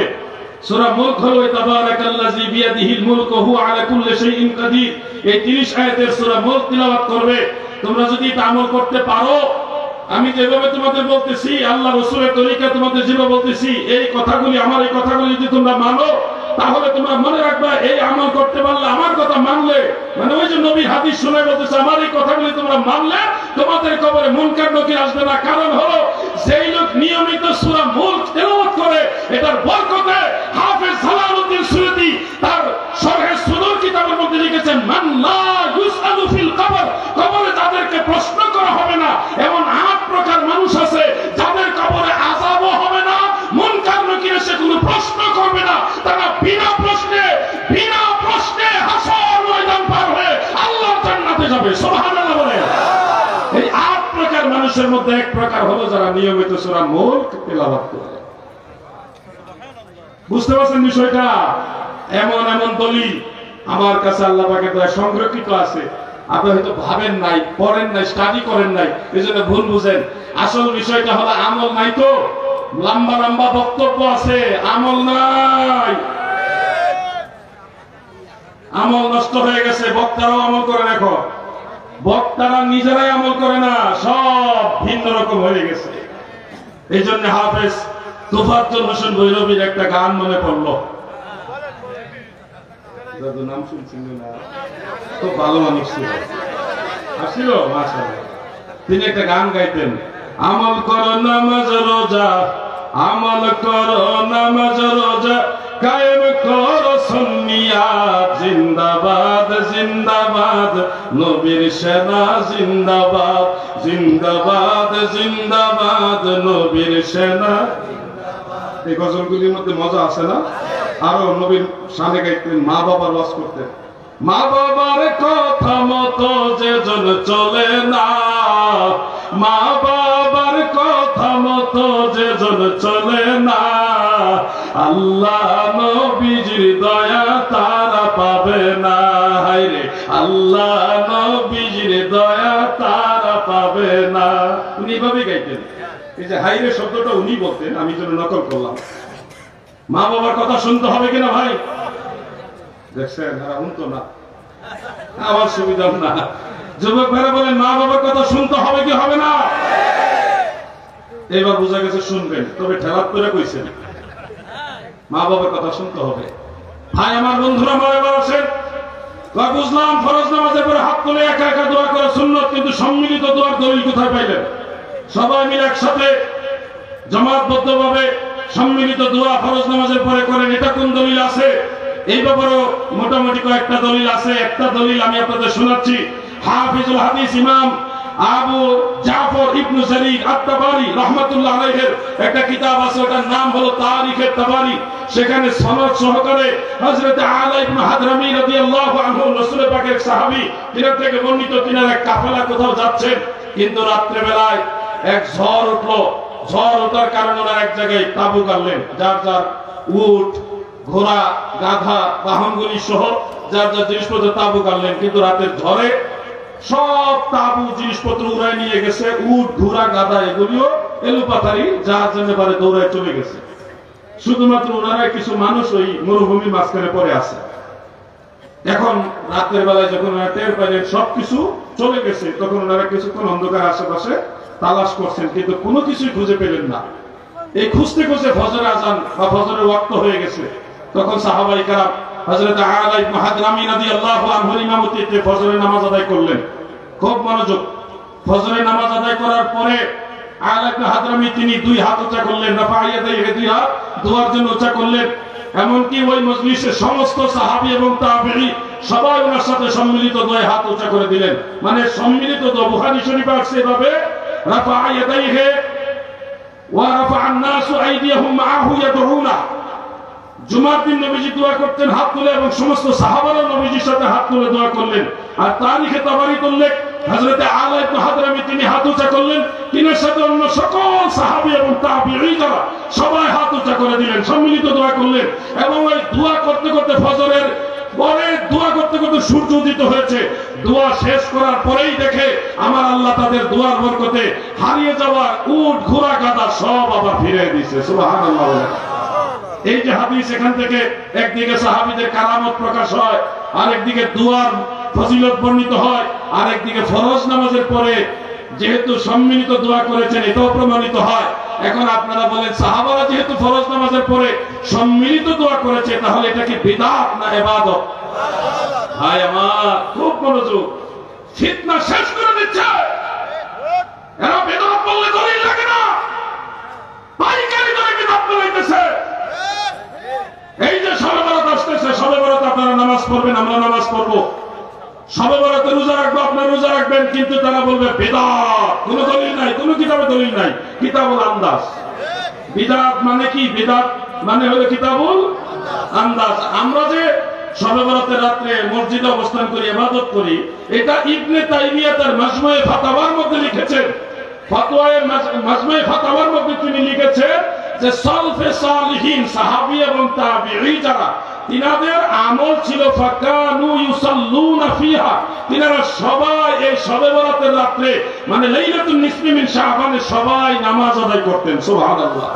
ইবনে তাইমিয়া বলেছে শবে বরাতে সালফে সালিহিন নামাজ আদায় করেছে। হাসিয়াতু সাবি, হাসিয়াতু তাহতাবি আলা মানাজিল ফালাহ এবং মাদারিজুন নবুওয়াতের মধ্যে উল্লেখ সাহাবীদের পরে হযরত লুকমান বিন আমির, হযরত তাউস, হযরত খালিদ বিন মাদান, ইমাম আযম আবু হানিফা, এই ধরনের এক দল সালাফ যারা শবে বরাতে নামাজ আদায় করতেন। অতএব এটাকে যারা বিদআত বলে তারা নিজেরাই বিদআতি। ঠিক কি না? নারায়ে তাকবীর, নারায়ে রিসালাত। আমি মন গড়া রেফারেন্স দিচ্ছি না, কেউ যদি খুঁজে না পান আমাকে বলুন, আমি সহযোগিতা করবো আপনাকে। আমি আপনার শত্রু না, আমি আপনার ভাই। আপনি নামাজ না পড়লে গুনাহ হবে না, কিন্তু আরেকজনকে বাধা দেওয়ার অধিকার আপনার। আপনি তো পাইকারি করেছেন, সব নাজায়েজ বানাইতেছেন। কিছুদিন আগে আমি এক দরবারে মাহফিলে গিয়েছিলাম, যাওয়ার পরে মঞ্চে একজন মাদ্রাসা প্রিন্সিপাল সাহেব একটা হাদিস আমাকে ধরালেন একটা কিতাব থেকে, যেটা শুধুমাত্র বাংলা অনুবাদ দেওয়া, রাবির নাম দেওয়া, কোনো কিতাবের হাওলা নাই, আরবিও নাই, শুধু বাংলা দেওয়া। বলতেছে এটা কোন কিতাবে আছে। তিনি একজনের সাথে এটা নিয়ে বার্গেনিংও করেছেন। তো আমি তাৎক্ষণিক উনাকে, আমার মোবাইলে সফটওয়্যার আছে, সেখানে সার্চ দিয়ে হাদিস বের করছি। ইমাম বাইহাকির শুআবুল ঈমানের মধ্যে হাদিসটা আছে। হাদিসটা কি রকম? عن علي بن ابي طالب رضي الله تعالى عنه قال رايت رسول الله صلى الله عليه وسلم ليله النصف من شعبان فصلى 14 ركعه سبحان الله। হযরত আলী বলেন আমি আল্লাহ রাসূলকে দেখেছি, নবীজি শবে বরাতে 14 রাকাত নফল নামাজ পড়ছেন। সনদটা দুর্বল, কিন্তু জাল হাদিস না। ফাজাইলের ক্ষেত্রে আদ-দাঈফু ইউমালু বিহি ফি ফাদাইলে বিইত্তেফাক, বিল ইত্তেফাক, সর্বসম্মতিক্রমে ফাজাইলে আমলের ক্ষেত্রে দুর্বল সনদের হাদিস গ্রহণযোগ্য। আমরা তো একটা হাদিসের উপর আমল করতেছি ভাই, আমরা তো এমন না যে বানায় আমল করতেছি। 14 রাকাত নামাজ পড়ি, আরো বেশিও পড়ি, আমরা তো এটা বানায় করতেছি না। আমাদের এই আমলের পিছনে একটা হাদিস, রাসূলের পাকের একটা হাদিস আছে। মুহাদ্দিসিনে কেরাম বলেছেন দাঈফুল হাদিসে আওলা মিনাল কিয়াস। একজন মুজতাহিদ যদি তিনার ইজতিহাদ করে কোন রায় ঘোষণা করে এটা করা যাবে না, কিন্তু জয়ীফ হাদিস আছে এটা করা যাবে, তখন এই মুজতাহিদের কিয়াসি রায় বাতিল হয়, আল্লাহর নবীর দুর্বল সনদের হাদিসের উপর আমল করা জায়েজ হয়।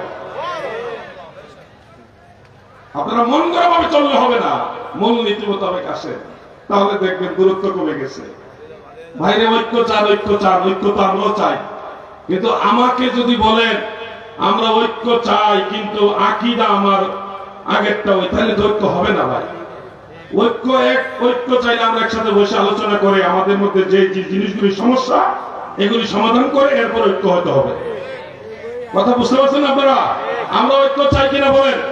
সবাই বলেন মুসলমানদের ঐক্য চাই কিনা? মুসলমানদের ঐক্য চাই, কিন্তু মুসলমানের যে কারণে অনৈক্য, ওই কারণগুলি আমরা একসাথে বসে সমাধান করতে হবে এবং শান্তিপূর্ণভাবে আদব নিয়ে, ভালোবাসা নিয়ে, বৃহৎ ছাত্রী নিয়ে একসাথে বসেন, আলোচনা করেন, সমাধান হবে ইনশাআল্লাহ। বলেন ইনশাআল্লাহ। এবার আসেন আমার তৃতীয় সাবজেক্ট, সেটা হলো জিয়ারত। আপনারা আসেননি? জিয়ারত সম্পর্কে আল্লামা মুফতি উসমান গনি সালেহী হুজুর তিনি কিছুটা আলোচনা করেছেন। এখানে আমি জিয়ারত নিয়ে লম্বা আলোচনা করব না, শুধুমাত্র এটুকু বলবো আমরা সুন্নি মুসলমান জিয়ারতে বিশ্বাসী এবং জিয়ারত এটা সুন্নত, উম্মতের এই ব্যাপারে ইত্তেফাক হয়ে গেছে। ইমাম নববী মোল্লা আলী কারি মিরকাতের মধ্যে লিখেছেন সর্বসম্মতিক্রমে জিয়ারত করা সুন্নত। জিয়ারত করা কি? জোরে বলেন, জিয়ারত করা কি সুন্নত। এখন ভাই আমার কে কারা কোথায় কি ভুল কাজ করছে এটাকে কেন্দ্র করে মূলত জিয়ারতকে আপনি পূজা বলতে পারেন না, এটা বেইনসাফি। যে ভুল করছে তার ভুলের সমালোচনা করেন, যে শিরক করছে তার শিরকের প্রতিবাদ করেন, যে বিদআতে লিপ্ত তার বিদআতের বিরোধিতা করেন, কিন্তু আপনি ঢালাওভাবে কবর জিয়ারত বা মাজার জিয়ারতকে মাজার পূজা বলতে পারেন না। ইনসাফের সাথে আপনাকে চলতে হবে। দুনিয়াতে আপনার চামড়ার মুখ আছে, গায়ে শক্তি আছে, জনবল লোকবল দলবল সবই আছে, কিন্তু আপনি বলে গেলেন আখেরাতে কি করবেন আল্লাহ তাআলার কাছে জবাব দিতে হবে না? এই জন্য জিয়ারতকে পূজা বলা যাবে না। নবীর সুন্নতকে যারা পূজা বলে, রসুলের পাকের সুন্নতকে যারা পূজা বলে, এমনি তো তার ঈমান শেষ। সুন্নতকে পূজা বলা যাবে না। খবরদার বলে দিচ্ছি, সুন্নতকে পূজা বলিও না। হ্যাঁ, আমরা কি কি করি? মাজারে যাইয়া আদবের সাথে বসি, প্রথমে সালাম দিই, সালাম দিয়ে আদবের সাথে বসি, তারপরে সূরা ফাতিহা, সূরা ইখলাস, দরুদ শরীফ, ইস্তেগফার, আরো কিছু সূরা কেরাত, দোয়া এগুলি পড়ে আল্লাহর ওলির ইসালে সওয়াব করি, সমস্ত আউলিয়াদের ইসালে সওয়াব করি, তাদের উসিলা দিয়ে আল্লাহর কাছে কিছু চাই। আমাদের অনেক ভাইদের ধারণা মৃত মানুষের উসিলা দেওয়া জায়েজ নাই, বা মৃত নবী মৃত ওলি তাদের উসিলা দেওয়া জায়েজ নাই। আপনার এই কথার কোন দলিল নাই, বাইরে কিতাবুল আন্দাজের কথা। আপনি যে বলছেন মারা যাওয়ার পরে মৃত ব্যক্তির উসিলা দেওয়া জায়েজ নাই, এই কথাটা কিতাবুল আন্দাজের। এক নম্বরে আপনাকে রদ করেছে স্বয়ং রাহমাতুল লিল আলামিন, আল্লাহর নবী রাসূল করিম সাল্লাল্লাহু আলাইহি ওয়াসাল্লামের একটা সহিহ হাদিস রয়েছে মুসনাদ আহমদে। প্রিয় নবীজি যখন নামাজের জন্য বের হতেন, ইজা খারাজা মিন বাইতিহি ইলা সালাহ, নবীজি হুজরা মুবারক থেকে যখন নামাজের উদ্দেশ্যে বের হতেন, তখন নবীজি একটা দোয়া করতেন, আল্লাহুম্মা ইন্নী আসআলুকা বিহাক্কিস সাইলিন। সাইল মানে প্রার্থনাকারী, যারা আল্লাহ তাআলার কাছে দোয়া করত আগে, নবী রাসূল সালেহ আর আগে যারা ছিলেন, তারা যারা দোয়া করতেন, আল্লাহর নবী বলতেছেন, আল্লাহ আমি রাসূলুল্লাহ, সেই নবী রাসূল এবং যারা আপনার কাছে দোয়া করেছে তাদের উসিলাই দোয়া করতেছি। এখন আপনারা বলেন আগের যুগের সব নবী রাসূল এবং সালেহীন যারা ছিলেন আগের, তারা তো সবাই পর্দা করছেন, সবাই তো দারুল বাকায় চলে গেছেন, আলামে বারজাখে চলে গেছেন। তো আল্লাহর হাবিব নিজেই তো তাদের উসিলা দিয়ে দোয়া করলেন। এখন কি বলবেন যে আল্লাহর নবী বিদআতি ছিলেন? নাউযুবিল্লাহ। মজাইব সালা ওজাইব। আরো শুনুন, পাইকারি দরে বললেই হবে না যে মৃত ব্যক্তির উসিলা দিয়ে দোয়া করা যাবে না। আল্লাহর নবী রাহমাতুল লিল আলামিন হুজুরপুর নূর সাল্লাল্লাহু আলাইহি ওয়াসাল্লাম, নবীজির চাচি আম্মা হযরতে ফাতেমা বিনতে আসাদ ইন্তেকাল করার পরে নবীজি নিজে 4 তাকবীর ওনার জানাজা পড়াইছেন। জানাজার পরে নবীজি দোয়া করেছেন। দোয়া করতেছেন কিভাবে জানেন? আল্লাহুম্মা গফিরলি উম্মি ফাতেমা বিনতে আসাদ, আল্লাহ ফাতেমা বিনতে আসাদ আমার মা, তাকে ক্ষমা করে দেন। কেমনে ক্ষমা করবেন? বিহাক্কিন নবিকা, আপনার হক নবীর উসিলায়, নিজের উসিলায় নিজে দোয়া করতেছেন। ওয়াল আম্বিয়া আল্লাযীনা মিন ক্বাবলি, সেই নবীদের উসিলায় ক্ষমা করেন যারা আমার আগে দুনিয়াতে এসেছিলেন। তার মানে অতীতের সকল নবী রাসূলদের উসিলায় আল্লাহ রাসূল দোয়া করলেন। এটা সহিহ হাদিস। তাবারানি মুআজামুল কবিরের হাদিস ইবনে হাজার আসকালানী ফাতহুল বারীর মধ্যে উল্লেখ করেছেন। তাহলে আল্লাহর নবী নিজেই তো পূর্বের নবীদের উসিলা দিয়ে দোয়া করলে বুঝালেন যে পূর্বের ইন্তেকাল প্রাপ্ত তিনারা তো শ্বশুরে জিন্দা কিন্তু পর্দা করছেন, তাদের উসিলায় নবীজি দোয়া করলেন। তাহলে কি বোঝা যায়? আপনাদের কথা ঠিক যে বলা ইন্তেকালের পরে মৃত মানুষের দোয়া করা, তাদের উসিলা দিয়ে দোয়া করা যাবে না, এটা ঠিক। আল্লাহ নবী নিজে দোয়া করলেন। শোনো, পাগলামি করে না ভাই। মুআজামুল কবির লিতাবারানিতে এবং আত-তারগীব ওয়াত তারহিবের মধ্যে উল্লেখ রয়েছে সহিহ হাদিস। এটা মুহাদ্দিসিনে কেরাম সবাই এটাকে সহিহ বলেছেন। হযরত উসমান ইবনে হুনাইফ রাদিয়াল্লাহু আনহু তিনি বর্ণনা করেন, একজন ব্যক্তি হযরত উসমান ইবনে আফফান রাদিয়াল্লাহু আনহুর কাছে গেলেন, যাই ওনার হাজতের কথা বললেন, যে কোনো একটা দরকারের কথা বললেন। বলার পরে হযরত উসমান ইবনে আফফান রাদিয়াল্লাহু আনহু তিনি বললেন, তুমি উত্তম রূপে ওযু করো এবং 2 রাকাত নামাজ আদায় করো, এরপরে দোয়া করো, আল্লাহুম্মা ইন্নী আসআলুকা, আল্লাহ আপনার কাছে দোয়া করতেছি, ইন্নী আতাওয়াজ্জাহু ইলাইকা বিনবিকা, আল্লাহ আমি আপনার নবীর দিকে মোতাবাজ্জ হইলাম এবং আপনার নবীর উসিলা দিয়ে আপনার কাছে প্রার্থনা করতেছি, আল্লাহ আপনি আমার হাজত পূর্ণ করেন। এই যে দোয়াটা করলেন এবং দোয়া শিখলেন, শিখাইলেন, এই পুরো বিষয়টা হলো নবীজির পর্দা নেওয়ার পরে হযরত উসমান রাদিয়াল্লাহু আনহু খেলাফতের আমলে। তাহলে নবীজির দিকে মুতাওয়াজ্জ হওয়া এবং নবীজির উসিলা দিয়ে দোয়া করা, এটা দিয়ে তো প্রমাণ হয়ে যায় যে ইন্তেকালের পরেও তাদের উসিলা দিয়ে দোয়া করা সুন্নাত। কিন্তু আপনি যে বলতেছেন মরার পরে মৃত ব্যক্তির উসিলা দিয়ে দোয়া করা যাবে না, আপনার এই কথাটা কোনো কিতাবে নাই, এটা কিতাবুল আন্দাজের কথা। আল্লাহ যেন ভাইদের বুঝার মতো তৌফিক দেয়, বলে না আমিন, সবাই বলে না আমিন। আমার ভাইরা গো, সর্বশেষ হলো মিলাদ আর কিয়াম। মিলাদ আর কিয়াম নিয়ে দুইটা কথা না বললে নাই হয়। আপনারা নিশ্চয় জানেন, কুড়িগ্রামে নাগেশ্বরী থানায় মাহফিলে গিয়েছিলাম। কওমি আলেমরা সবাই মিলে আমাকে বললেন, মাহফিল করতে হলে আমাদের সাথে আপনার বাহাস করতে হবে। ভিডিওটা আমি প্রচার করছিলাম, তো সেখানে মুজাকারা হয়েছিল। কওমি অঙ্গনের মান্যগণ্য আলেমরা, মুবাহিস মুনাজির পর্যায়ের আলেমরা সেখানে উপস্থিত ছিলেন। যারা আমার সাথে অত্যন্ত ভালো আচরণ করেছেন এবং আমি তাদেরকে আজকেও ধন্যবাদ জানাই। আমাকে প্রশ্ন করেছিলেন, জিহাদি সাহেব, মিলাদ সম্পর্কে আপনার অভিমত কি, বক্তব্য কি? আমি তখন বলেছিলাম, আহলে সুন্নাত ওয়াল জামাতের আইম্মায়ে কেরাম, হাফেজুল হাদিস যারা মুস্তাহিদ ছিলেন, এরকম 140 জনের বেশি মুস্তাহিদ হাফেজুল হাদিস আইম্মায়ে কেরাম, তিনারা মিলাদ এবং কিয়ামকে, মিলাদ শরীফকে মুস্তাহাব বলেছেন। আমিও সেটাকে মুস্তাহাব হিসেবে আমল করি। কয়েকজন ইমামের নামও আমি সেখানে বলেছিলাম এবং বলছি 140 জনের উপর ইমাম মিলাদের পক্ষে কিতাব লেখছে। যখন এই কথা কইছি তারা তো জানে না, আমার কাছে তো কিতাব সংগ্রহ করা। আমি আবার বলছি, আপনারা যদি ভালোবাসা নিয়ে আমাকে বলেন, আমি আপনাদেরকে সেই কিতাবগুলি দেখাবো। পরে আবার প্রশ্ন করতেছে যে এটা কি মূল মিলাদকে বলছে না প্রচলিত মিলাদকে মুস্তাহাব বলছে? আমি তখন উত্তরে বললাম, মূল মিলাদ তো সুন্নাত, আল্লাহর নবী নিজেই মূল মিলাদের জিনিসটা করেছেন। জিকরে বেলাদাত নিয়ে তো আল্লাহর হাবিব নিজেই তাজকিরা করেছেন, এটা তো সুন্নাত। আর প্রচলিত মিলাদকে মুহাদ্দিসিনে কেরাম মুস্তাহাব বলছে। কারণ মূল যে মিলাদ, মিলাদের সম্পর্কে তাজকিরা, রাসূল পাকের বেলাদাত নিয়ে তাজকিরা, এটা তো সরাসরি নবীজির সুন্নাত। যেমন একটা হাদিস আপনারা মনে রাখতে পারেন, মুআজামুল কাবীর লিত-তাবারানী প্রথম খণ্ডের 28 নম্বর হাদিস, সনদের মান হাসান। সেখানে উল্লেখ, আন আয়েশা রাদিয়াল্লাহু তাআলা আনহা قالت تذاكر رسول الله صلى الله عليه وسلم وابو بكر رضي الله تعالى عنه ميلادهما عندي। আম্মা জান আয়েশা বলেন, আমার দয়াল নবীজি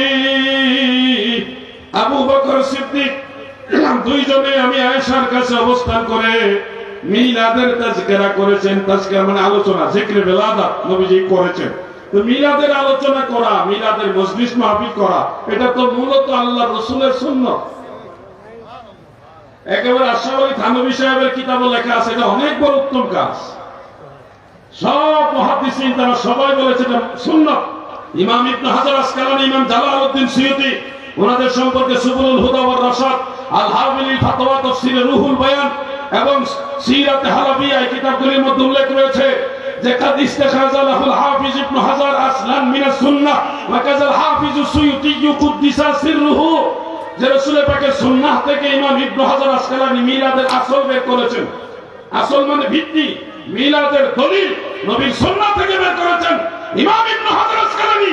অনুরূপভাবে ইমাম জালালউদ্দিন সুয়ুতী যেই জিনিসের দলিল আল্লাহ রাসূলের সুন্নাহর মধ্যে আছে, এটাকে যারা বিদআত বলে তারা কখনো আলেম হতে পারে না। ঠিক কি না? প্রচলিত মিলাদ মনে রাখবেন, তাফসীরুল কোরআন মাহফিল, প্রচলিত যেই তাফসীরুল কোরআন মাহফিল, এইভাবে নবীজির জামানায় তাফসীরুল কোরআন মাহফিল ছিল না, সাহাবীদের জামানায় ছিল না, কিন্তু তাফসীর জিনিসটা ছিল। নবীজি তাফসীর করেছেন, সাহাবারাও তাফসীর করেছেন, কিন্তু প্রচলিত তাফসীরুল কোরআন মাহফিল রাসূল পাক সাল্লাল্লাহু আলাইহি ওয়াসাল্লাম এবং সাহাবীদের জামানায় ছিল না। তাহলে মূল জিনিসটা সুন্নাত আর প্রচলিত রূপটা হলো মুস্তাহাব। কারণ একটা সুন্নাত বাস্তবায়নের সহযোগিতা করছে এই প্রচলিত তাফসীর মাহফিলগুলো, এটা হলো মুস্তাহাব আর মূল জিনিসটা হলো সুন্নাত। ঠিক তেমনি ভাবে মিলাদের আলোচনা, মূল জিনিসটা হলো সুন্নাত। প্রচলিত মিলাদ মাহফিল যেমন আমরা কোরআনের আয়াত তেলাওয়াত করি, হাদিসের রাসূল তেলাওয়াত করি, তারপরে সেখানে হামদে বারি তাআলা, নাতে রাসূল বলি, গজল বলি, সেখানে নবীজি সালাতু সালাম পাঠ করি, এরপরে দোয়া করি, তাহাম্মুদ তাআম করি, মানুষকে তাবারক খাওয়াই। এই যে ভালো কাজের অনেকগুলো ভালো কাজের সমাহার এখানে হয়েছে এবং মূল কাজটাও আছে, নবীজির জিকরে বেলাদাত আছে, সাথে নবীজির সালাতু সালাম সংযুক্ত হয়েছে, মুনাজাত সংযুক্ত হয়েছে, নাতে রাসূল সংযুক্ত হয়েছে। এই অনেকগুলো ভালো কাজ প্রচলিত এই রূপ, এটাকে বলা হয় মুস্তাহাব। মূল জিনিসটা সুন্নাত, প্রচলিত রূপটা হলো মুস্তাহাব। ঠিক তেমনি ভাবে সিরাতুন নবী মাহফিল, মূল জিনিসটা হলো সুন্নাত, প্রচলিত রূপটা হলো মুস্তাহাব। ঠিক তেমনি ভাবে ওয়াজ মাহফিল, মূল জিনিসটা হলো সুন্নাত, কিন্তু প্রচলিত এই কাজটা হলো মুস্তাহাব। ভাইরে, বিশ্ব ইস্তেমা কোথায় পাইছো? দলিল যদি জিজ্ঞাসা করি কি উত্তর দিবা? তোমার যে দলিলে বিশ্ব ইস্তেমা জায়েজ, ওই দলিলে মিলাদুন নবীর মাহফিল নিজের বেলা জায়েজ বানাইছো। আমি বেশি কিছু বলবো না, শুনুন ভাই আমার। আমি কিছুদিন আগে এই সাতক্ষীরা থেকে মাহফিল এসেছিলাম, সেখানে আমাকে এই ব্যাপারে অনেকগুলো প্রশ্ন করা হয়েছে যে ইয়া নবী সালাম আলাইকা কেন বলেন? শ্রীখোলা সেখানে এসেছিলাম। ইয়া নবী সালাম আলাইকা কেন বলেন? কোরআনের মধ্যে আছে ইয়া আইয়ুহান নবী, তাহলে আপনারা ইয়া নবী বলেন কেন? এই প্রশ্ন যে করবে মনে করবেন সে ঠিক মতো লেখাপড়া করে পাস করে না, এটা ডুপ্লি করে পাস করছে। ডুপ্লি বুঝেননি? লেখাপড়া করে না ঠিক মতো, গ্রামার বুঝেন। আচ্ছা, আপনারা দেখেন অনেকের নামের সাথে সংক্ষেপে চিহ্ন থাকে, যেমন ব্রিগেডিয়ার জেনারেল খুরশিদ আলম, ব্র্যাকেটে লেখা আছে অফ, সরে অফ, ব বিসর্গ অথবা একটা ফোঁটা। এই অফ দিয়ে কি বুঝেন? আপনারা বলেন না, কি বুঝেন? অবসর প্রাপ্ত একটা বড় শব্দকে দুইটা শব্দ দিয়ে একটা ডট মেরে অথবা বিসর্গের মাধ্যমে সংক্ষেপিত করা হয়েছে, এটা ব্যাকরণের নিয়ম। কেউ যদি বলেন সম্পূর্ণ শব্দ হলো অবসর প্রাপ্ত, তোমরা ভুল করছো, অফ লেখছো কেন? অবসর প্রাপ্ত লেখো।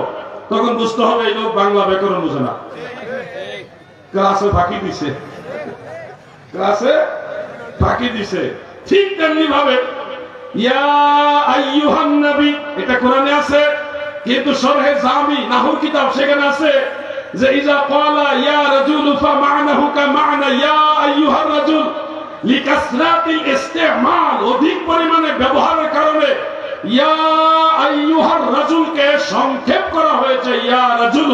ঠিক এই কায়দায় ইয়া আইয়ুহান নবীকে সংক্ষেপ করা হয়েছে ইয়া নবী, ইয়া আইয়ুহার রাসূলকে সংক্ষেপ করা হয়েছে ইয়া রাসূল, ইয়া আইয়ুহাল হাবিবকে সংক্ষেপ করা হয়েছে ইয়া হাবিব। বাইরে ইয়া নবী মানেই হলো ইয়া আইয়ুহান নবী, ইয়া রাসূল মানেই হলো ইয়া আইয়ুহার রাসূল, ইয়া হাবিব মানেই হলো ইয়া আইয়ুহাল হাবিব।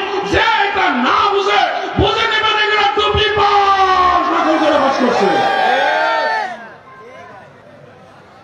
যে কোনো একজন বক্তা নাম করা বাংলাদেশে, বরিশাল কুয়াকাটা বাড়ি, তিনি বলছিল ইয়া নবী কোরআনে নাই, হাদিসে নাই, থাকলে দেখাইতে পারলে উনি মানবে। তখন আমি দলিল দিলাম, দেওয়ার পর উনি এটা গুরুত্ব দিতেছে না, এরা যা। তখন আমি বললাম আপনার নামটাই তো শিরক, আপনার নামটাই শিরক। নেগেটিভ ভাবে নেবেন না, বোঝানোর জন্য বলছি। আমি বলছিলাম যে হাফিজুর রহমান, হাফেজ এটা ইসমে ফাইল, সংরক্ষণকারী, হেফাজতকারী।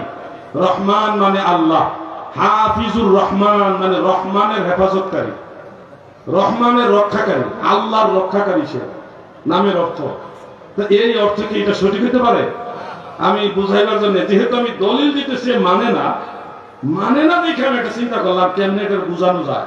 পরে কইলাম যে আপনার নাম দায়িত্ব সেরেক। এখন উনি তার ভালো আলেম না, ভালো বক্তা, ভালো ওয়াইজ, কিন্তু ভালো আলেম না, মুহাক্কিক না। উনি আরো যে একজন আলেমকে দিয়ে জবাব দেওয়াছে, আপনি গ্রামার বুঝেন না, ইসমে ফাইল অনেক সময় ইসমে মাফউলের মানা দেয়। এই দেখেন এই আয়াতে ইসমে ফাইল আছে কিন্তু মানা হয়েছে ইসমে মাফউল, আয়াত দিয়ে আমাকে বুঝাইতেছে। আমি পরে লাইভে যাই বললাম, ভাই যা, আমি তো এটাই বুঝাইতেছি, আমি এটাই বুঝাচ্ছি যে গ্রামারে হাফিজুর রহমান মাহফুজুর রহমান হয়ে জায়েজ হয়েছে, নাম ঠিক আছে।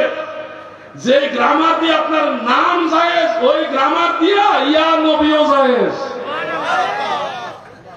এরপরের থেকে আল্লাহর বান্দা যে ঠান্ডা হয়েছে, আজ পর্যন্ত আর জবাব দিছে না। আমরা বিরোধিতার জন্য বলছি না গুলি, সেও আমার ভাই, তারও খেদমত আছে, সেও মানুষকে দিন বোঝাবার চেষ্টা করতেছে। যেগুলি ভুল আছে এগুলি আমরা ভাই বেড়াতার আলোচনা করে সংশোধন করব। আমার ভুল থাকলে আমার ভাই সংশোধন করে দিবে, ওনার ভুল থাকলে আমি সংশোধন করে দিবে, এটা ইসলামের সৌন্দর্য। কিন্তু ভুলটাকে কাঁধে নিয়ে আজীবন বহন করব না। ইয়া নবী ভুল প্রমাণ করতে কেউ পারে নাই, পারবেও না, বলেন ইনশাআল্লাহ। পাইকারি দলিল মারো, পাইকারি দলিল। ইয়েতে কয়দিন 2 দিন আগে মাহফিলে ছিলাম, এটা দিনাজপুর না কোথায় যেন ছিল মাহফিলটা, ভুলে গেলাম, দিনাজপুরে মনে হয়। জিজ্ঞাসা করছিলাম যে রাসূল পাক সাল্লাল্লাহু আলাইহি ওয়াসাল্লামের সম্মানে কোন সাহাবারা কি দাঁড়িয়েছেন, কিয়াম করেছেন? মাহফিল থেকে একজন কয় না, বড় মুফতি বসে রয়েছে। আমি বললাম না, হবে না, বলেন হ্যাঁ। এখন ঠান্ডা হয়ে গেছে। মানে আপনাদেরকে বলছি, আল্লাহ রসুলের সম্মানে সাহাবারাও কিয়াম করেছে, দাঁড়ায় নবীজিকে সালাম দিয়েছে। ও এটা পাবনায়, মাহফিলটা ছিল পাবনায়, সাতিয়া থানায়, পাবনায় সাতিয়া থানায়। হ্যাঁ, তো আমি যখন বললাম যে সাহাবীরাও দাঁড়িয়ে নবীজিকে সালাম দিয়েছে, কিয়াম করে নবীজিকে সাহাবারা সালাম দিয়েছে, সহিহ হাদিস আছে, তো মাঠটা একটা স্তব্ধ হয়ে গেল। মানে ওখানে কিয়ামের পক্ষে ওয়াজ কেউ করে না, ডরে যদি কেউ ধরে ফেলে। আমি মহব্বতের ভাষায় বলছি, ভাই বাড়াবাড়ি না কইরা, ওয়াজের ময়দানে গালাগালি না কইরা আপনারা আমাদের সাথে বসেন, ভালোবাসা নিয়ে বসেন। মানে বাড়াবাড়ি বা হিংস্রতা উগ্রতা নিয়ে না, ভালোবাসা নিয়ে বসেন, দেখবেন অনেক দূরত্ব কমে গেছে। আপনাদের যে প্রশ্নগুলি আমরা পারলে উত্তর দেবো, নিলে আপনারটা মেনে নেব, অসুবিধা কি? কিন্তু আমরা যদি দলিল দেখাইতে পারি তাহলে কেমন করা লাগবে? আমাদের দাবি আর বেশি কিছু না, আমাদের দাবি শুধু আল্লাহর নবীকে সম্মান করে সালাম দিবেন। কখনোই আমরা নবীজি হাজির হয়েছে এই কারণে দাঁড়াই না, নবীজি হাজির হয়েছে এই কারণে নবীজিকে দাঁড়ায় সালাম দিই, বিষয়টা এরকম না। নবীজি আসাও লাগে না, নবীজি যেখানে খুশি করে যেতে পারেন, কিন্তু গোটা দুনিয়াতে হাতের তালু মুবারকের মতো দেখেন। এখন মিলাদের মজলিসে নবীজি হাজির হয়েছে এই কারণে দাঁড়ায়, এটা কিন্তু আমরা বলি না। নবীজি আসতে পারেন, এটা নবীজির এখতিয়ার, যখন খুশি যেখানে খুশি নবী যেতে পারেন। আল্লাহ তাআলা নবীজিকে সে পাওয়ার দিয়েছে। মানুষ মারা গেলে কবরে পর্যন্ত মুনকার নাকিরের সওয়ালের সময় আল্লাহ রাসূল কবরে হাজির থাকবে। অনেক মানুষ মারা গেলে মৃত্যুর সময় এসে আল্লাহর নবী দেখা দিবে। অনেক মানুষের স্বপ্নের যুগে আল্লাহ রাসূল এসে দেখা দেয়। অনেক মানুষ যাদেরকে আল্লাহর হাবিব ভালোবাসেন, এরকম আদরের উম্মত মারা গেলে তাদের জানাজার নামাজেও নবীজি রুহানিভাবে হাজির হয়। এমনকি সহিহ হাদিস দ্বারা প্রমাণিত, প্রত্যেক হজের সময় কাবা ঘরের মাতাফে এবং আরাফার ময়দানে, মিনায়, মুজদালিফায়, হজের গুরুত্বপূর্ণ জায়গাগুলির মধ্যে হাজী সাহেবদের আশেপাশেই আল্লাহর নবীগণ রুহানিভাবে হাজির থাকে। সুবহানাল্লাহ বলে। অতএব নবীজি হাজির হওয়া এটা নবীজির এখতিয়ার। আমরা এটা বলবো না যে সেখানে নবীজি আসছে এই কারণে দাঁড়াইছি, বিষয়টা এরকম না। আমরা কিয়াম করি নবীর মহব্বতে, মহব্বত যখনই প্রকাশ করার প্রয়োজন মনে করি তখনই দাঁড়াই নবীজিকে সালাম দেই। এই ধরনের মহব্বত প্রকাশ সাহাবীদেরও ছিল। তাফসীরে তাবারীর মধ্যে সূরা আহজাবের 56 নম্বর আয়াতের তাফসীরে সহিহ সনদে হাদিস কানা উল্লেখ রয়েছে, যখন আয়াতে কারিমা নাযিল হলো, ইয়া আইয়ুহাল্লাযীনা আমানু সাল্লু আলাইহি ওয়া সাল্লিমু তাসলিমা। আমার আল্লাহ বলেন, ঈমানদার বান্দা বান্দীরা গো, তোমরা আমার নবীর উপরে দুরূদ পড়ো এবং যেভাবে সালাম দেওয়া দরকার ওইভাবে সালাম দাও। এই যে আয়াত নাযিল হলো, আল্লাহ তাআলা বলছে ওয়াসাল্লিমু, সালাম দাও, তাসলিমা মফউলে মতলব লিতাকিদ, গুরুত্ব দিলেন যেভাবে সালাম দেওয়া দরকার ওইভাবে আমার নবীকে সালাম দাও।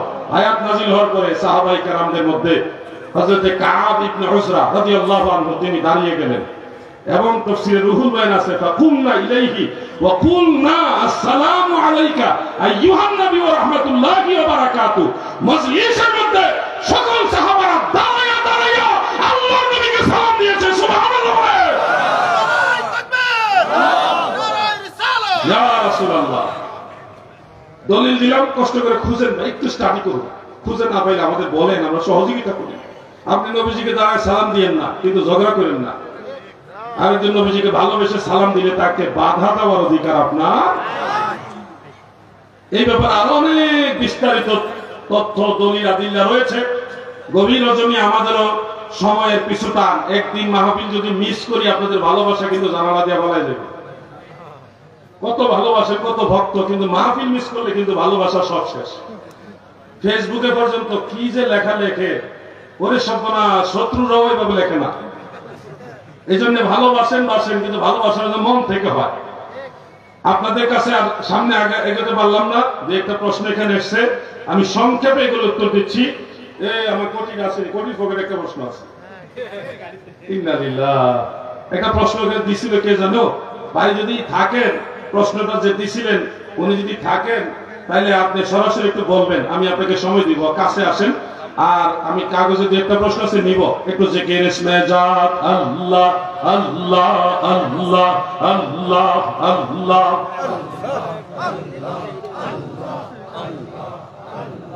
আল্লাহ আল্লাহ আল্লাহ আল্লাহ আল্লাহ আল্লাহ আল্লাহ আল্লাহ। জিকিরে ব্যাটারি চার্জ নাই নাকি? আল্লাহ আল্লাহ আল্লাহ আল্লাহ আল্লাহ আল্লাহ আল্লাহ। লা ইলাহা ইল্লাল্লাহ মুহাম্মাদুর রাসূলুল্লাহ সাল্লাল্লাহু আলাইহি ওয়াসাল্লাম। এই প্রশ্নটা বলেন শর্টকাটে।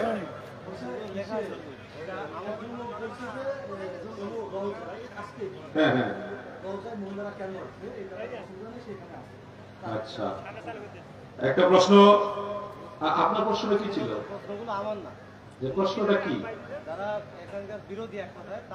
আচ্ছা, এক প্রশ্নটা বলেন না, হারাই কাগজ পকেটে মনে না দেখি তো ডাকলাম আপনারা।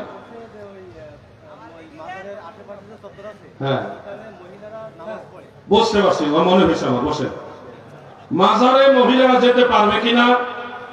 সভাপতি সাহেবের কাছে দেন না, আমার কাছে দিতে গেলে ওয়াজ বন্ধ হয়ে যায়। মাজারে মহিলারা যেতে পারবে কিনা, বা মাজার মহিলারা জিয়ারত করতে পারবে কিনা, প্রশ্নটা এরকম। উত্তরটা মনোযোগ দিয়ে নেন, খুব মনোযোগ দিয়ে নেন। ইমামে আহলে সুন্নাহ আলা হযরত রাহমাতুল্লাহ আলাইহি তিনি বলছে, মহিলারা ফিতনার যুগের কারণে মাজার জিয়ারত করবেন না, এটা তাদের জন্য গুনার কাজ। এটা আলা হযরতের ফতোয়া। এই ফতোয়ার প্রতি আমাদের সম্মান আছে, কিন্তু সেই ফতোয়ার উপরে আমরা আমল করি না, আমরা আমল করি অন্য ফতোয়ার উপরে। সেটা ইমাম আজম আবু হানিফা রাহমাতুল্লাহ আলাইহির মাযহাবের ফতোয়া, এবং আলা হযরতের ফতোয়াটা হানাফি মাযহাবেরই, কিন্তু এটার উপর ফতোয়া হয়নি। উনি প্রেক্ষাপটের কারণে বলছে এটা করা যাবে না, ওখানে পরিস্থিতি খারাপ, মহিলারা বেপরদায় জিয়ারত করে, কোন শৃঙ্খলা নাই, নারী পুরুষ একসাথে হয়ে যায়, ফিতনা। এই কারণে আলা হযরত আহমদ রেজা খান ফাজিল বেরলভী রাহমাতুল্লাহ আলাইহি বলছে এটা মাকরুহ, পরিস্থিতির কারণে। কিন্তু যদি মহিলাদের কবর জিয়ারতে সুষ্ঠু পরিস্থিতি থাকে, পরিবেশ থাকে, নারী পুরুষ একসাথে না হয়, আলাদা আলাদা হয়, এবং তাদের জন্য ফিতনার মানে কোন ধরনের ইফতিজিং, এটার যদি কোনো ব্যবস্থা না থাকে বা এটা থেকে তারা মুক্ত হয়, তাহলে মহিলারা কবর জিয়ারত করতে পারবে। এটাই হানাফি মাযহাবের আসাহ ফতোয়া। এটা কোন কিতাব আছে বলে দেয়, এই ব্যাপারে আমার লেখা একটা কিতাব আছে আলাদা, শুধু এই ব্যাপারে কিতাবটা লেখছি। এটা ফতোয়ে শামির মধ্যে, ফতোয়ে বাহরুল রাইকের মধ্যে, আস্তে দিয়ে ফিরে যেতে গেছে, ফতোয়ে বাহরুল রাইকের মধ্যে, এবং হাসিয়াতুত তাহতাবি আলা মারাকিল ফালাক ওইটার মধ্যে, বাদায়ুস সানায়ে ইমাম মালিকুল উলামা ইমাম আলাউদ্দিন কাসানি রাহমাতুল্লাহ আলাইহি উনি এটা উল্লেখ করেছেন। আরো বহু কিতাব আছে যে কবর জিয়ারতের মাসালা দুইটা, একটা হলো তাদের জন্য মাকরুহ, আরেকটা ফতোয়া হলো এটা জায়েজ যদি ফিতনার আশঙ্কা না থাকে। এটাকে বলা হয়েছে ওয়াহুয়াল আসাহ, এটা হলো বিশুদ্ধ ফতোয়া। এখন এই মাসালাটা জায়েজ কোত্থেকে হইল, কোন দলিলের আলোকে মহিলাদের কবর জিয়ারত জায়েজ বা মাজার জিয়ারত জায়েজ হইল? দুইটা হাদিস বলি, অনেকগুলো হাদিস আছে ব্যাপারে, দুইটা বলি মনে রাখবেন। এক নম্বর হলো আল্লাহর হাবিবের স্ত্রী আমাদের মা হযরত আয়েশা সিদ্দিকা রাদিয়াল্লাহু তাআলা আনহা, তিনার একটা রওয়ায়াত রয়েছে মুস্তাদরাক হাকিমের মধ্যে, সহিহ হাদিস। হযরত আমির মুআবিয়া রাদিয়াল্লাহু আনহুর খেলাফতের আমলে তিনি তিনার ভাই হযরত আব্দুর রহমান রাদিয়াল্লাহু তাআলা আনহুর মাজার জিয়ারতের জন্য যাইতেন, এবং সেখানে তিনি কবিতা আবৃত্তি করেছেন, জিয়ারত করেছেন। দ্বিতীয় আরেকটা রওয়ায়াত, এটা আছে মুসান্নাফ আব্দুর রাজ্জাকে এবং আল মুস্তাদরাক আলা সাহিহাইন। আব্দুর রাজ্জাকের সনদটা দুর্বল, কিন্তু আল মুস্তাদরাক আলা সাহিহাইনের সনদটা সহিহ। সেখানে উল্লেখ রয়েছে ইন্না ফাতিমাতা বিনতা রাসূলিল্লাহ সাল্লাল্লাহু আলাইহি ওয়াসাল্লাম কানাত তাতি ইলা কবরি হামজা ফি কুল্লি ইয়াউমিল জুমআহ। প্রত্যেক জুমার দিনে শুক্রবারে, প্রত্যেক শুক্রবারে নবী করিম সাল্লাল্লাহু আলাইহি সাল্লামের কন্যা, আমাদের সম্মানের দৃষ্টিতে বলছি আমাদের মা হযরতে ফাতেমা রাদিয়াল্লাহু তাআলা আনহা, তিনি হযরত আমির হামজা রাদিয়াল্লাহু আনহুর মাজার জিয়ারতে যাইতেন এবং নিয়মিত যাইতেন প্রত্যেক জুমার দিন। এটা সহিহ হাদিস দ্বারা প্রমাণিত। যেহেতু মা ফাতেমা বা হযরতে ফাতেমাতুজ জাহরা রাদিয়াল্লাহু তাআলা আনহা এবং উম্মুল মুমিনিন হযরতে আয়েশা সিদ্দিকা রাদিয়াল্লাহু তাআলা আনহা ওনারা মাজার জিয়ারত করেছেন। বুখারী শরীফে হাদিস আছে, মুসলিম শরীফে আছে। এবং ইবনে হাজার আসকালানী, ইমাম নববী, মোল্লা আলী কারি, বদরুদ্দিন আইনি হানাবি, শিহাবুদ্দিন কাসতালানী, ইবনে রাজব হাম্বলী, এনারা সবাই এই ব্যাপারে একমত যে মহিলাদের কবর জিয়ারত করা এই হাদিস দ্বারা প্রমাণিত জায়েজ। মহিলারা যদি উপযুক্ত পরিবেশ থাকে কবর জিয়ারত করতে পারবে, মাজার জিয়ারত করতে পারবে। ফিতনার আশঙ্কা হলে জিয়ারত করবে না, গুনাহ হবে। নামাজের মাসালাটা পরে আসবে, আগে জিয়ারতের বিষয়টা আসবে।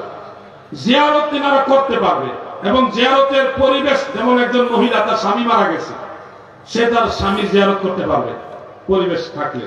তার বাবা মারা গেছে, মা মারা গেছে, একজন মহিলা তার মা বাবার কবর জিয়ারত করতে পারবে।